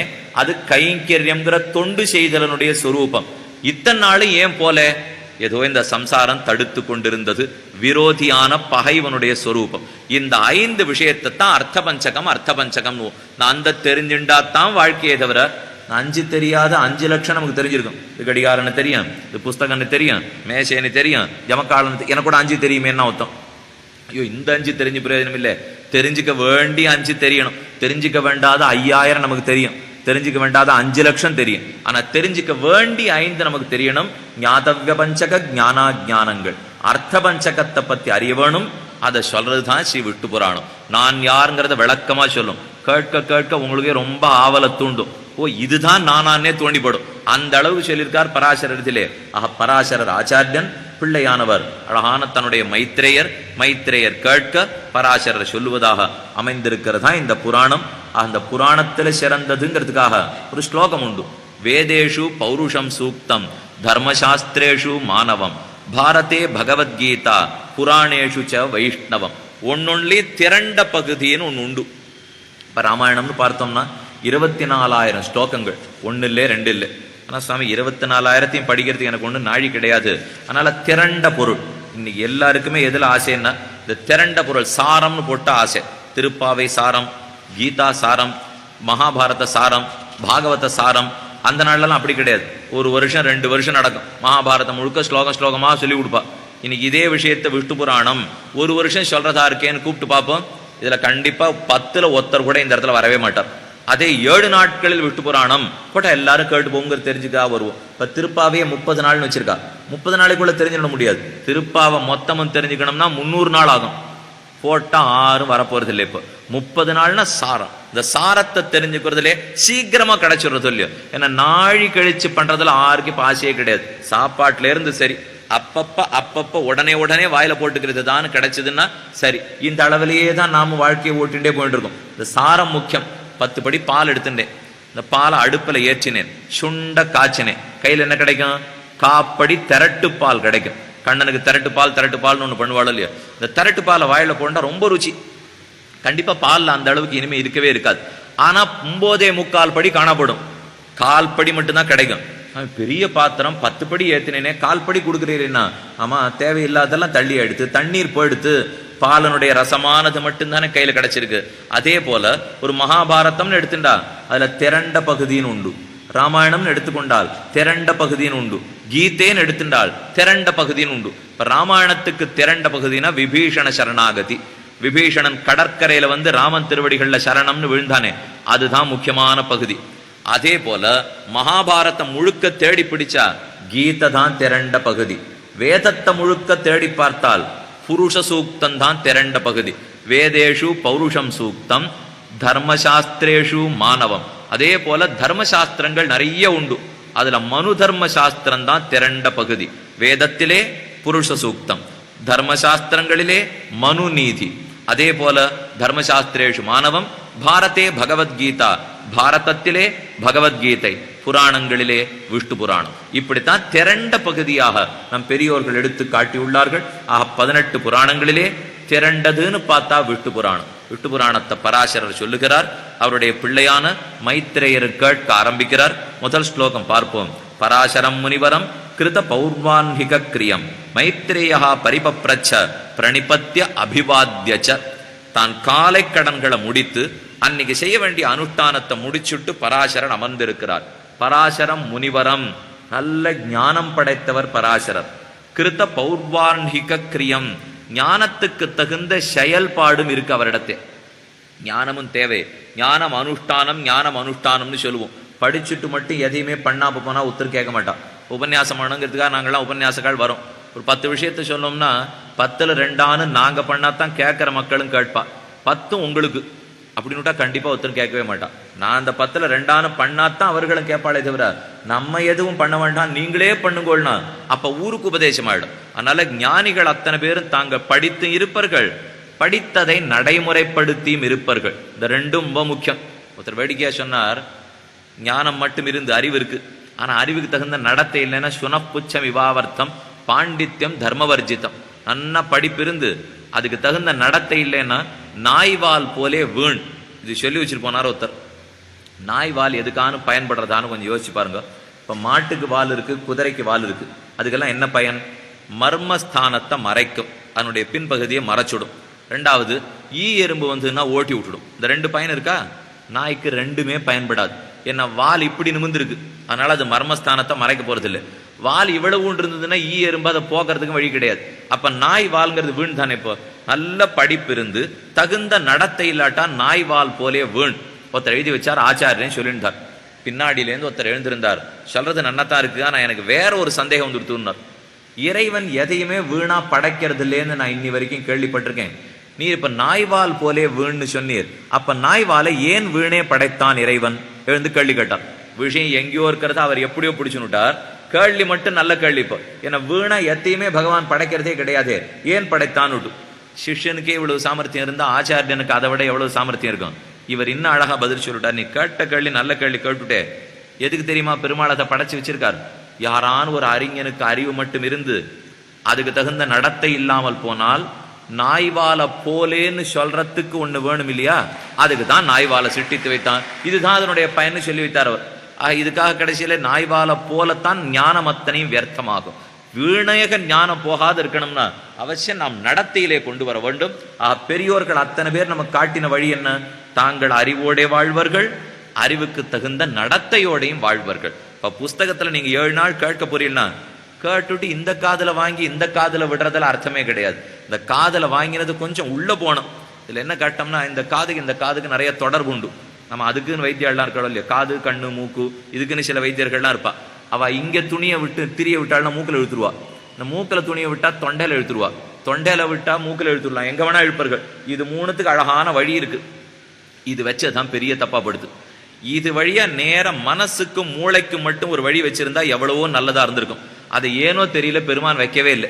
இந்த காதுலேருந்து இந்த காதுக்கு வழி வச்சு விட்டான், காதுலேருந்து மூக்குக்கு வழி வச்சு விட்டான், காதுலேருந்து வாய்க்கு வழி வச்சு விட்டான். அப்ப கேட்கறதெல்லாம் இது வழியாவே வெளியில போடுறது. இந்த உள்ள ஒண்ணுமே போறதாவே தெரியல இப்போ. அதனால கேட்கறதுக்கு மட்டும் ஒரு வழியை நாமே தான் உருவாக்கிண்டாகணும். இந்த காது வழியா உள்ள போய் அது தொண்டை வழியா இறங்கி மனசுக்கு போகணும், தலை வழியா போய் மூளைக்கு போகணும். இந்த 2 இடத்துக்கு போனா தான் கேட்டது பயன்படும்.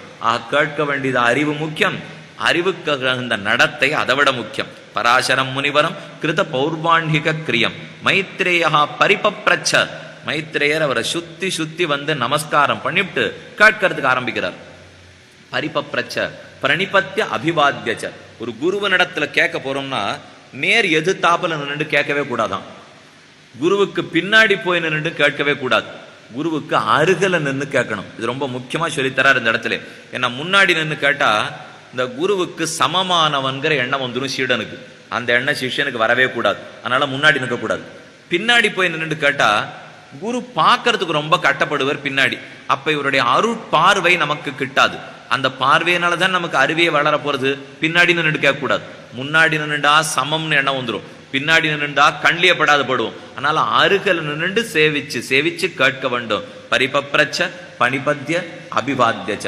சந்தேகம் இருக்கிற வரைக்கும் கண்டிப்பா மறுபடியும் கேட்கணும். ஆனா குருவையே பரீட்சை பண்றதுக்கு கேட்கவே கூடாது.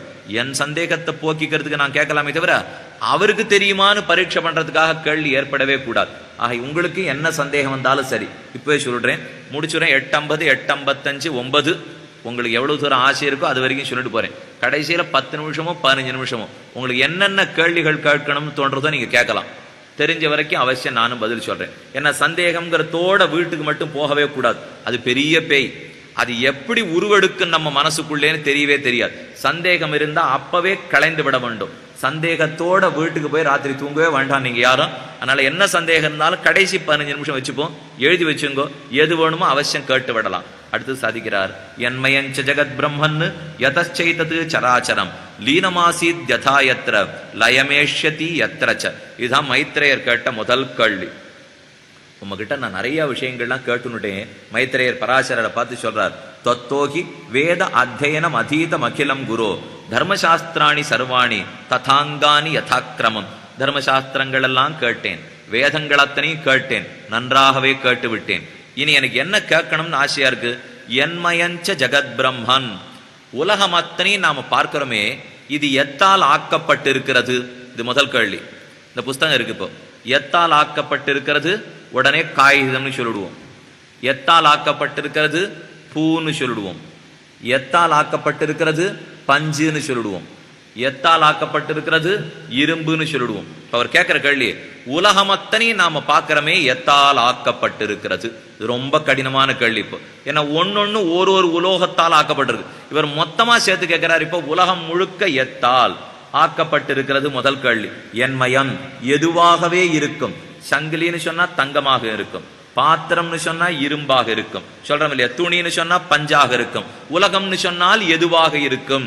இதான் முதல் கேள்வி. 2வது கேள்வி. யதச்சைதது சராச்சரம். எதனிடத்திலிருந்து எல்லாம் உருவாகிறது. லீனமாசீத் யதா யத்ர. எதிலே கடைசியாக மறுபடியும் போய் சேருகிறது. லயமேஷதி யத்ரச்ச. நேத்துக்கு எங்க போய் சேர்ந்தது, இன்னைக்கு எங்க போய் சேரும், நாளைக்கு எங்க போய் சேரும். அவர் கேள்வியை ரொம்ப சுலபமா முடிச்சுட்டார். இப்போ எதுவாகவே உலகம் இருக்கும், எதனிடத்திலிருந்து உலகம் தோன்றும், எதிலே சென்று கடைசியாக சேரும், நேத்திக்கெங்கே, இன்னைக்கெங்கே, நாளைக்கெங்கே. இவ்வளவுதான் மைத்ரேயர் கேட்டிருக்கிற கேள்வி. அதுக்கு மேல அந்த கேள்வியை விரிக்கிறார். யத் பிரமாணானி பூதானி தேவாதீனாஞ்ச சம்பவம் சமுத்திர பர்வதானாஞ்ச சம்ஸ்தானாஞ்ச யதா புவஹ. உலகத்துல தேவர்கள்னு சில பேரை சொல்லுகிறோமே, மனிதர்கள், தாவரங்கள், மிருகங்கள், இதெல்லாம் எப்படி தோன்றின? ஏன் வேறுபாடுகள் இத்தனை உலகத்திலே?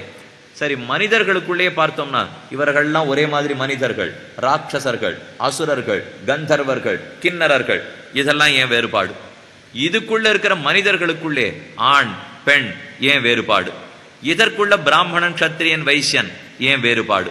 அந்த ஒன்னொன்னுத்துக்குள்ளேயும் வேறுபாடுகள் ஏன்? இது இத்தனை வேறுபாடும் தோன்றுவதற்கு என்ன காரணம்? வேறுபாடுகளே இல்லாம உலகத்தை படைச்சிட்டு போக வேண்டியதானே. இந்த வேறுபாடுகள் அத்தனை எதனால் ஏற்பட்டன? இது அழகா கேள்வி கேட்டார் மைத்ரேயர். நம்ம எல்லாருக்கும் இதை பத்தி தெரிஞ்சுக்கணும்னு ரொம்ப நாள் ஆசை. இப்போ நான் ஏன் கருப்பா இருக்கேன், நான் ஏன் வெளுப்பா இருக்கேன், பிராமணன் கத்திரியெல்லாம் விட்டுடுவோம், ஒண்ணுமே வேண்டாம். இப்போ எல்லா இடத்துலையும் கருப்பா இருக்கிறவர்கள் உண்டு, எல்லாத்துலையும் வெளுப்பா இருக்கிறவர்கள் உண்டு. அதுக்கு முதல்ல பதில் தெரிஞ்சுப்போம். நான் கருப்பா இருக்கிறது ஏன், உயரமா இருக்கிறது ஏன், குள்ளமா இருக்கிறது ஏன்? 2 பேர் அப்பா அம்மா குள்ளமா இருப்பா, பிள்ளை பார்த்தா 6.25 அடி. தெரியாது எனக்கு. இப்போ அப்பா அம்மா உயரமா இருந்தாலும் இருக்கலாம், அநேகமா பிள்ளை உயரமா பிறக்கும். சில பேர் 5.25 அடியில பிறந்தாலும் பிறக்கலாம். இந்த வேறுபாடுகள்லாம் எதனாலேயோ தூண்டப்படுறது இல்லையா? அது எது தோண்டுகிறது? வேறுபாடுகள் அத்தனையும். தேவர்கள்னு ஏன், மனிதர்கள்னு ஏன், அதற்குள்ள பிரிவுகள்லாம் ஏன்? ரொம்ப சுலபமா பதில் சொல்லிடுவோம், கர்மா. ரொம்ப நாளா அந்த பதில் சொல்லிட்டே இருக்கமோ இல்லையா?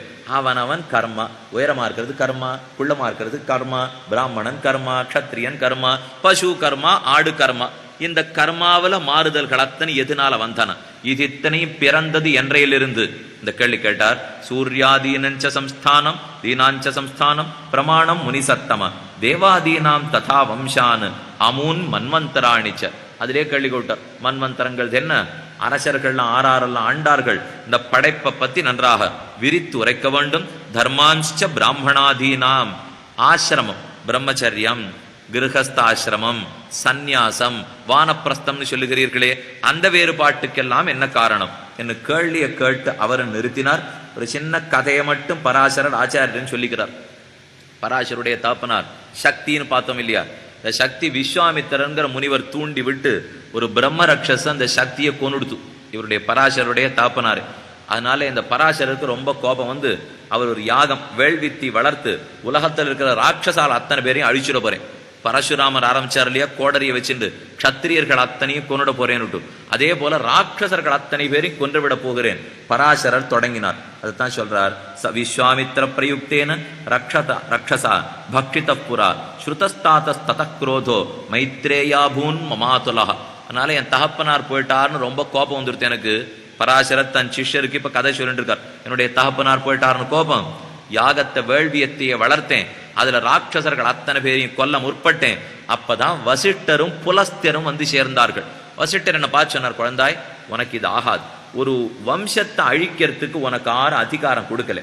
அவர்கள் நல்லவர்கள் தீயவர்கள்னு நீ பார்ப்பதுக்கு உனக்கு அதிகாரம் கிடையாது. ஒருத்தன் உன் தகப்பனார கொன்னான்ங்கிறதுக்காக ஊரை கொளுத்துங்கிறது ஆகுமா? செய்யாதே, நிறுத்து. வசிஷ்டர் சொன்னார். புலஸ்தியர் கேண்டார். இந்த 2 பேரை சொன்ன உடனே பராசரர் ஆம்னு ஒத்துண்டார், நிறுத்தி விட்டார் யாகத்தை. அவளுக்கு ரொம்ப ஆனந்தம். சின்ன பிள்ளையா இருந்தாலும் இளரத்தம் தாம் பண்றபடி தான் பண்ணுவேன்னு பிடிவாதம் பிடிக்காமல் நம்ம சொன்னதை கேட்டானேன்னு அவர்களுக்கு இன்பம். உடனே வரத்தை வாரி வழங்கினார்கள். பிரம்மம் ஆறுன்னு உனக்கு சுலபமாக புரியட்டும், பிரம்மத்தை பத்தி ஊருக்கும் நீ எடுத்து உபதேசிக்கும் பேரு பெறுவாய் என்று 2 பெரிய வரத்தை அந்த மகர்ஷியிடத்திலிருந்து பெற்றுக்கொண்டார்.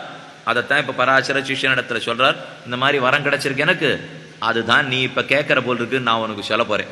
இவர்கள்லாம் ஒருத்தனை குறித்து சொல்லுவார்கள், ஆனா அவனுக்காக இல்லை இந்த சாஸ்திரம், ஊர்ல இருக்கிற அத்தனை பேருக்காக சாஸ்திரம். ஒரு கண்ணன் அர்ஜுனனுக்காக கீதை கொடுத்தான்னா அர்ஜுனனுக்காக மட்டுமா கீதை கொடுத்தான்? இல்ல அர்ஜுனனுக்கு அப்புறம் ஒருத்தன் கீதையை படிக்கிறதே இல்லையா?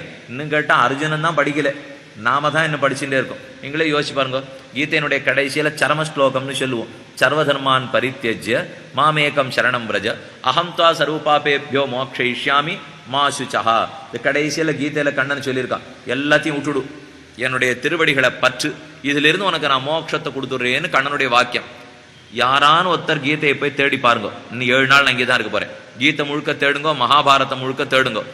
நான் சரணாகதி இதோ பண்றேன்னு அர்ஜுனன் சொன்னதா எங்கேயான்னு இருக்கா பார்ப்போம். கண்ணன் வந்து சரணாகதி பண்ணுன்னு சொன்ன அர்ஜுனிடத்தே.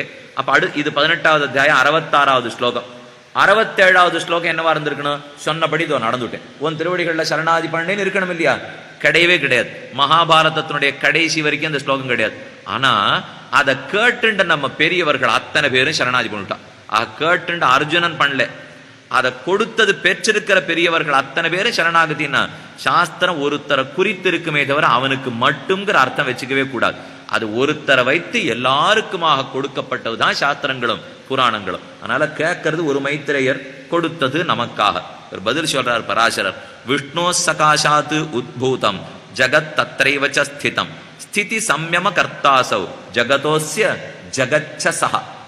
இந்த ஒரே ஸ்லோகம், இந்த ஒரு ஸ்லோகத்தினுடைய பொருளை மட்டும் நாம தெளிவா புரிஞ்சுட்டோம்னா அர்த்தங்கள் அத்தனையும் தெரிஞ்சிருந்தா தான் அபிப்பிராயம். விஷ்ணோ சகாசாத்து உத்பூதம் கீழே இருக்கிற கேள்வியை மட்டும் தயவுசெய்து ஞாபகப்படுத்திங்கோ.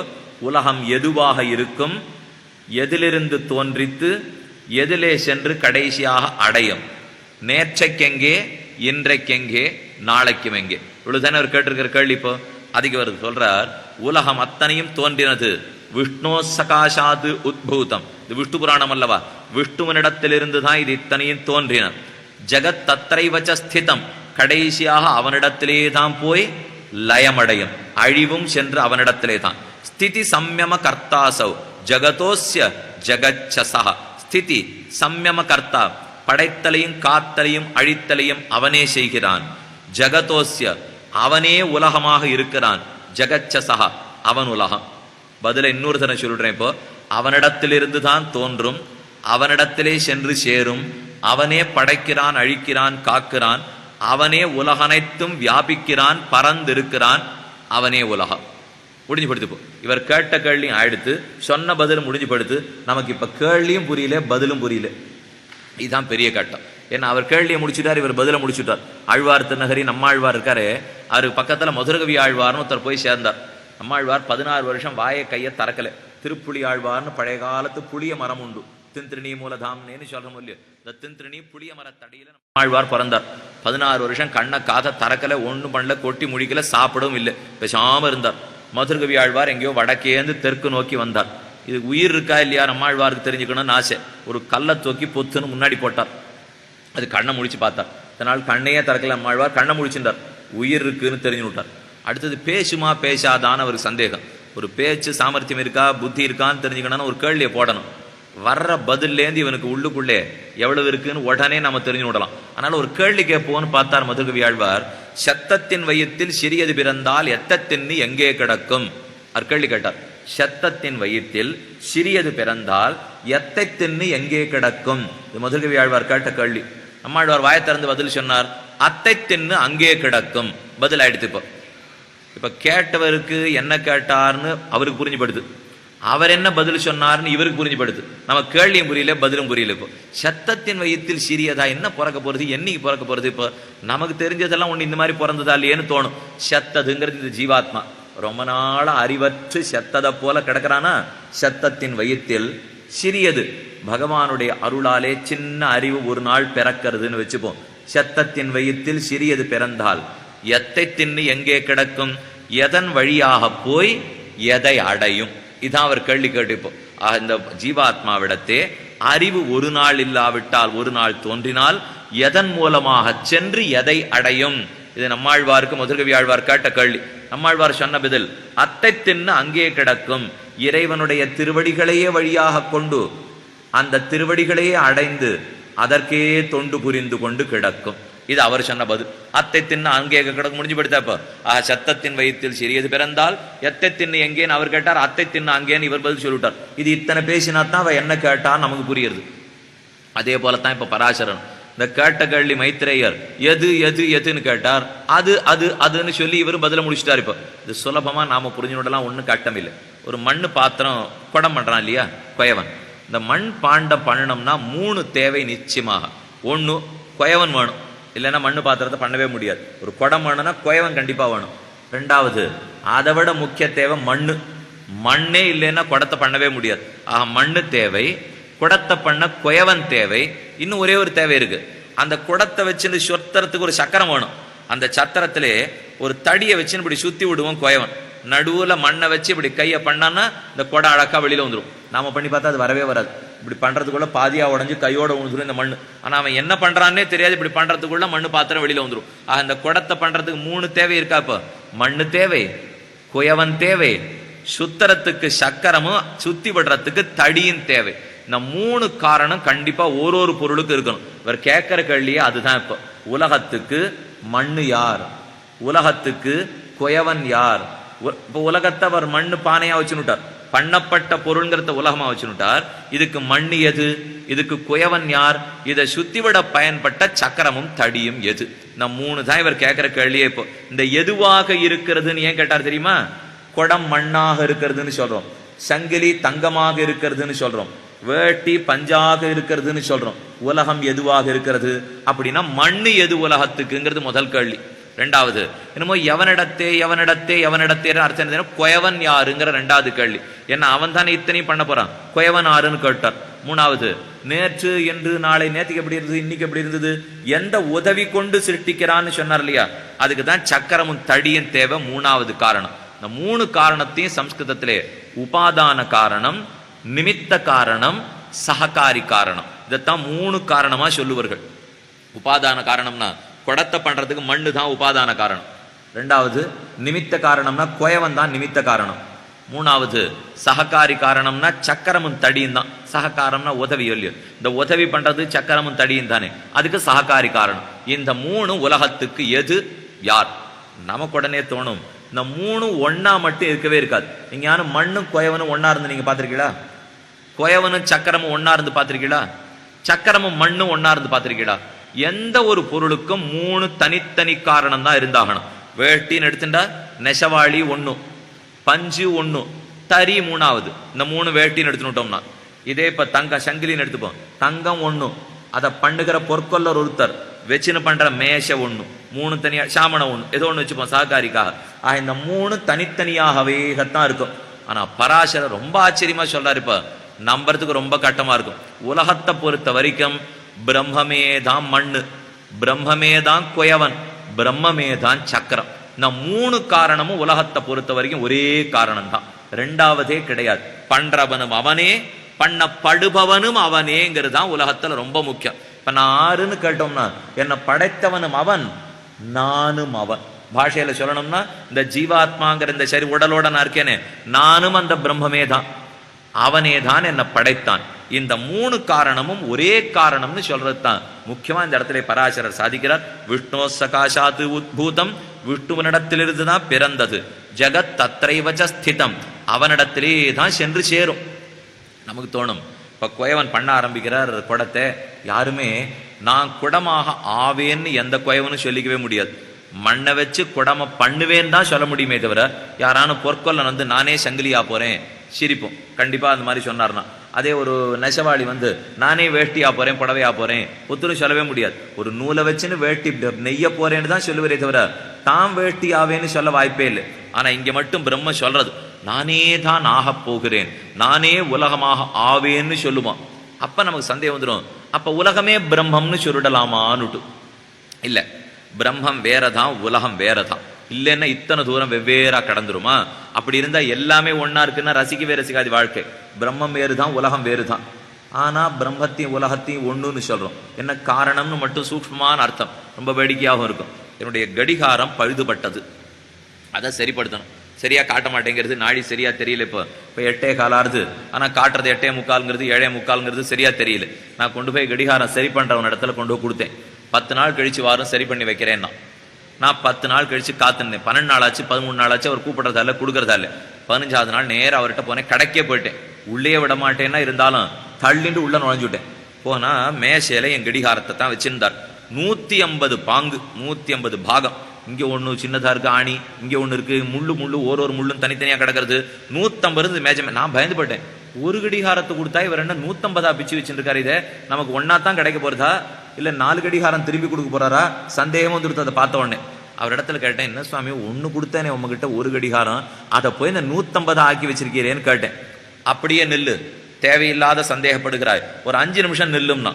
அவனுக்கு இருந்த சாமர்த்தியம், கத்தி எடுத்தனா இப்படி அப்படி இப்படி அப்படி அப்படி இப்படி பண்ணா 5வது நிமிஷம் ஒரு கடிகாரத்தைன்னு கையில கொடுத்துட்டான்.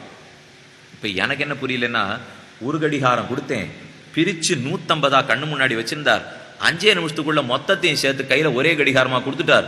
இதை நான் 1ன்னு சொல்றதா இப்ப 150ன்னு சொல்றதா? இதுலதான் பெரிய சந்தேகம் எனக்கு. இப்போ அதுக்கு கம்பநாடர் அழகா பதில் சொன்னார். ஒன்னே எண்ணில் ஒன்னேயாம், பலவென்னுரைக்கில் பலவேயாம், பிரம்மத்தை பொறுத்த வரைக்கும் ஒண்ணுன்னு சொன்னா ஒண்ணு தான், பலன்னு சொன்னா பல தான். இதே போல நம்ம அத்தனை பேரோட கூடி இருக்கிறான் பரம்பொருள். அந்த கூடி இருக்கிற பரம்பொருளை ஒத்தன்னு பார்த்தா ஒத்தன் தான். ஆனா நாமெல்லாம் அவங்கிட்ட கூடி இருக்குமே, நம்ம அத்தனை பேரு நிறைய நிறையான்னு பார்த்தா நிறையத்தான். ஒரு பக்கம் நம்ம ஒரு பொற்கொல்லன் எப்படி தங்கத்தை திரட்டுவார்னு தெரியுமா, வச்சுட்டு பண்ணிட்டே இருப்பார். இந்த தங்கம் பொடி பொடியா கீழே விடும். அது ஒரு சின்ன மெழுகு கட்டி எடுத்துப்பான் பொற்கொல்லன். எடுத்துட்டு அந்த தங்கத்தை ஒரு தினம் அப்படி அழுத்தினா இந்த மெழுகு கட்டியில அத்தனை தங்கத்தூளும் போய் ஒட்டினுடும். இப்ப இந்த மெழுகு வேறே தங்கம் வேறே, ஆனா தங்கமும் மெழுகும் ஒண்ணுங்கிறாப்புல சேர்ந்து ஒட்டி கொண்டதல்லவா. அதே போலத்தான் பரம்பொருளும். நாம் அத்தனை பேரும் வெவ்வேறு தான், ஆனா நாம் எல்லாரும் பிரம்மங்கிற பரம்பொருளிடத்திலே ஒட்டி கொண்டு இருக்கிறோம். அவனுடைய உடலாகவே இருப்போம். அவன் உடலாக இருக்காங்கிறதுக்காக நான் அவனு ஒண்ணு இல்லை. தங்கம் வேறதான், மெழுகு வேறதான், ஆனா பிரிக்க முடியாதபடி ஒட்டி கொண்டு இருக்கிறோம் அல்லவா. அதே போலத்தான் நாமும் பரம்பொருளிடத்துல ஒட்டிகிட்டே இருப்போம். இதை எப்ப சிருஷ்டிக்கிறான் எப்ப அழிக்கிறான்ங்கிறதுக்கு ஒரு மயில ஞாபகம் வச்சுட்டீங்கன்னா சுலபமா புரிஞ்சு விடலாம். ஆண் மயிலுக்கு தோகை இருக்கும், அந்த தோகையை விரித்தாடும் பெண்மையில பார்த்தா. அதே போலத்தான் நாராயணனும் ஸ்ரீ மகாலட்சுமி தாயாருங்கிற பெண்மையில பார்த்தா தன்னுடைய தோகையை விரித்து ஆடுவன். தோகை தான் உலகம். இவ்வளவு பெரிய பறந்து விரிந்த உலகம் இருக்கே, அது தோகையை போலே. அதை விரிக்கிறது தான் உலகத்திலே படைப்பு. யாரை பார்த்து? இந்த நாச்சியார் ஸ்ரீ மகாலட்சுமி தாயாரை பார்த்தா ஒரு மகிழ்ச்சி. அதனால நாராயணன் தன் தோகையை விரிப்பன். இந்த தோகை எத்தனை விரிஞ்சதுன்னா உலகம் படைக்கப்படும். போரும்னு தோணிடுத்து நம்ம மயில் அப்படியே தன் தோகையை சுருக்கிக்கும். ஆட்டம் முடிஞ்சு படுறது இல்லையோ, இந்த தோகை சுருங்கினா போலதான் அழிவு அத்தனை. ஆக தோகையை விரித்தா போலே படைப்பு, தோகையை மறுபடியும் சுருக்கினா போலே அழிவு. இந்த சின்ன கேள்வி கேட்டுங்க, மயிலும் தோகையும் ஒன்னா? கண்டிப்பா இல்லை. மயில் வேற தோகை வேறன்னு சொல்லிடுவா. ஆனா தோகைங்கிறது மயிலோட சேர்ந்தே தான் இருக்கும். அதே போலத்தான் நாம் எல்லாம் அவனோட சேர்ந்தே தான் இருப்போம். ஆனா நாம் வேறு அவன் வேறு தான். அவன் பரமாத்மா, நாம ஜீவாத்மா. ஒரு மயிலும் தோகையும் போலே. இன்னொன்னு புரியறதுக்காக சொல்றேன். இந்த சின்ன பூச்சி வாயிலேந்து நூல் நூலா விட்டு வீடு கட்டி பார்த்திருக்கீங்க இல்லையா? இந்த பூச்சி வாயிலேந்து நூல் விடும், அது அழகா அப்படி சிலந்தி ஆட்டம் பூச்சி வீடு கட்டிடும். அந்த கடைசி நூல்ல தானே பிடிச்சுன்னு தொங்கிட்டு இருக்கும் இந்த பூச்சி. பூச்சியோட வாயிலேருந்து தான் நூல் அத்தனையும் வந்தது. யாரானு வராப்புல இருந்தா கிடுகிடுன்னு அந்த நூலை தம்வாய்க்குள்ளேயே இழுத்துக்கும், எங்கேயுமே போகாது. அந்த நூலை தம்வாய்க்குள்ளே இழுத்துட்டு பூச்சி மட்டும் தனியா வந்துடும். இப்ப இந்த பூச்சி தம் வாயிலேருந்து நூலை வெளியில விட்டுதா, அதான் உலகத்தின் படைப்பு. இந்த நூலை போரும்னு தோணித்துன்னா தானே வாய்க்குள்ள இழுத்துனுடுதா, அதான் உலகத்துல இருக்கிற அழிவு. இப்ப அதே கேள்வி கேட்போம், பூச்சியின் நூலும் ஒன்னா? கண்டிப்பா இல்லை. ஆனா நூலை பூச்சியின் இடத்துல பிரிக்க முடியாது. ஆக நாமும் அவனும் ஒண்ணுங்கிறது இல்லை, நூலும் பூச்சியும் போலத்தான். ஆனா நாம் அவனுக்குள்ள அடக்கம் தானே. ஒரு மயிர்த்தொகை மயிலுக்குள்ளே அடக்கத்தை போலே, ஒரு நூல் பூச்சிக்குள்ளே அடக்கத்தை போலே நாம் அத்தனை பேர் அவனுக்குள்ளே அடங்கி இருக்கிறோம்.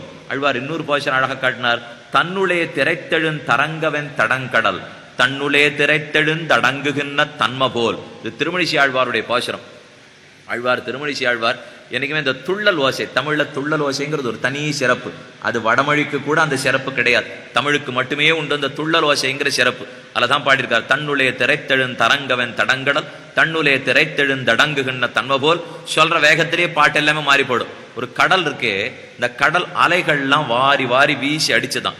இந்த கடல் அலைகள்ங்கிறது தூக்கி அடிக்கும், அலை மேல போகும், அலை அப்படியே கீழே விடும். இந்த அலை மேல போறாப்புல தான் படைப்பு, இந்த அலை கடலுக்குள்ளேயே போயிடுறாப்புல தான் அழிவு. வெளியில போயிட்டு உள்ள வந்துதா? கடலும் அலையும் ஒன்னா? கண்டிப்பா இல்லை. அலை வேற கடல் வேற தான். ஆனா அலையை மட்டும் தனியா எடுத்துட முடியுமா கடல் இடத்திலிருந்து? முடியாது. அதே போலத்தான் நாம் அத்தனை பேரும் பிரம்மத்தோட சேர்ந்தே இருப்போம். ஆனா பிரம்மத்திடத்திலேருந்து அலையாட்டம் வெளியில வருவோம், அலை அடங்கினா போலே உள்ளே சென்று சேருவோம். இந்த 3 உதாரணத்தையும் ஞாபகத்துல வச்சுங்கோ. மயிலும் மயில் தோகையும் போலே, பூச்சியும் வாயிலே வந்த நூலை போலே, கடலையும் கடல் அலைய போலே. அந்த அலைகள்லாம் வெளியில வரும், மறுபடியும் உள்ள போகும். மயில் தோகை விரி தாடும், மறுபடியும் உள்ள போகும். அதே போல பிரம்மம் இந்த உலகத்தை எல்லாம் படைக்கும், மறுபடியும் போரும் என்று தோணினால் உலகத்தை எல்லாம் தன்னுள்ளே சேர்த்து கொள்ளும். பிரிக்கவே முடியாது பிரம்மத்திடத்திலிருந்து. அந்த பிரம்மத்தை 3 விதமாகத்தான் நாம பார்க்க வேணும். ஒன்னு சித்துன்னு சொல்லுவோம், ஒன்னுத்துக்கு அச்சித்துன்னு பேர், ஒன்னுத்துக்கு ஈஸ்வரன்னு பேர். நாம் கண்ணால் காண்கிற இது இத்தனையும் அச்சித்து. அச்சித்து அச்சித்துன்னா அறிவற்றதுன்னு அர்த்தம். இதுக்கு அறிவு கிடையாது, இதுக்கு அறிவு கிடையாது, இதுக்கு அறிவு கிடையாது, இதுக்கு அறிவு கிடையாது, இதுக்கு அறிவு கிடையாது, இது எதுக்குமே அறிவில்லை. ஆனா ஆத்மாங்கிற எனக்கு அறிவு உண்டு. ஆத்மாவுக்கு அறிவு உண்டுன்னு நினைச்சுக்கிறேன், இது எல்லாத்துக்கும் அறிவு கிடையாதுன்னு நினைச்சுக்கிறேன். மூணாவது, அப்ப எங்க ரெண்டு பேரும் யாரானு செலுத்தி ஆகணும் இல்லையா? இது இப்ப நான் என் தலையிலே சூடி இன்பப்படலாம், இதுக்கு அறிவில்லை. ஆனா இன்பப்படுகிற அறிவு என்னிடத்திலே உண்டு, நான்கிற ஆத்மாவிடத்தே. அப்ப முதல்ல என்ன தெரிஞ்சுக்கணும்னா, உடல் வேறு ஆத்மா வேறு நான் புரிஞ்சுட்டாகணும். நம்ம பல பேர் நினைச்சுட்டு இருக்கிறது உடலும் ஆத்மா ஒண்ணுன்னே தான். இப்ப நானே போயிட்டு இருக்கேன், வாசல்ல போறேன், ஒருத்தர் கிருஷ்ணான்னு கூப்பிட்டார், உடனே திடீர்னு நான் திரும்பி தான் பார்ப்பேன். அவர் என்கிட்ட மெதுவா வந்து கேட்டார், உடல் வேறு ஆத்மா வேறுன்னு உபன்யாசம் பண்ணிட்டீரே, இப்ப நான் கிருஷ்ணான்னு கூட்ட உடனே உன் ஆத்மாவை கூட்டேனா உடம்ப கூட்டேனா, நீரையும் திரும்பி பார்த்தீர், உன் தலையை கூட்டேனா தோலை கூட்டேனா காலை கூட்டேனான்னார். இவரோ ரொம்ப குழப்பறார், இவரோட இனிமே நான் பேசவே கூடாதுன்னு ஓடியே போடுவேன் இந்த இடத்த விட்டு. கூப்பிட்டா ஏதோ ஒண்ணுன்னு நினைச்சுன்னு தான் நாம திரும்பிட்டு இருக்கோம். ஆனா கிருஷ்ணாங்கிற பேரு இந்த உடலுக்கு தான். போன ஜென்மத்துல எனக்கு என்ன பேருங்கிறது எனக்கு தெரியாது. ஆனா ஆத்மா எல்லா ஜென்மத்திலையும் ஒரே ஆத்மா தான். பேரை ஆத்மாவுக்கு ஒத்துரு வைக்கவே முடியாது, பேரை உடலுக்கு தான் வச்சிருக்கோம். ஆனா உடலுக்கு வைத்த பேரை என் ஆத்மாவுக்கு நான் தப்பா நினைச்சுட்டு இருக்கேனோ இல்லையோ, இதைத்தான் தேகாத்மாபிமானம்னு சொல்லுவோம். உடல் வேறே ஆத்மா வேறே, ஆனா நாம தவறாகவே நினைக்கிறோம். இது நமக்கு தோணும், அது வேறேன்னு ஏன் ஒத்துக்கணும், உடம்பு ஆத்மா ஒன்னாத்தான் இருந்துட்டு போறதேன்னு. அப்படி தெரியல. ஏன் தெரியல? இந்த புஸ்தகம் இது என்னோட புஸ்தகம்னு சொல்றேன், இந்த மாலை இது என்னோட மாலைன்னு சொல்லிடுவேன், இது இந்த ஜமக்காலம் என்னோட ஜமக்காலம்.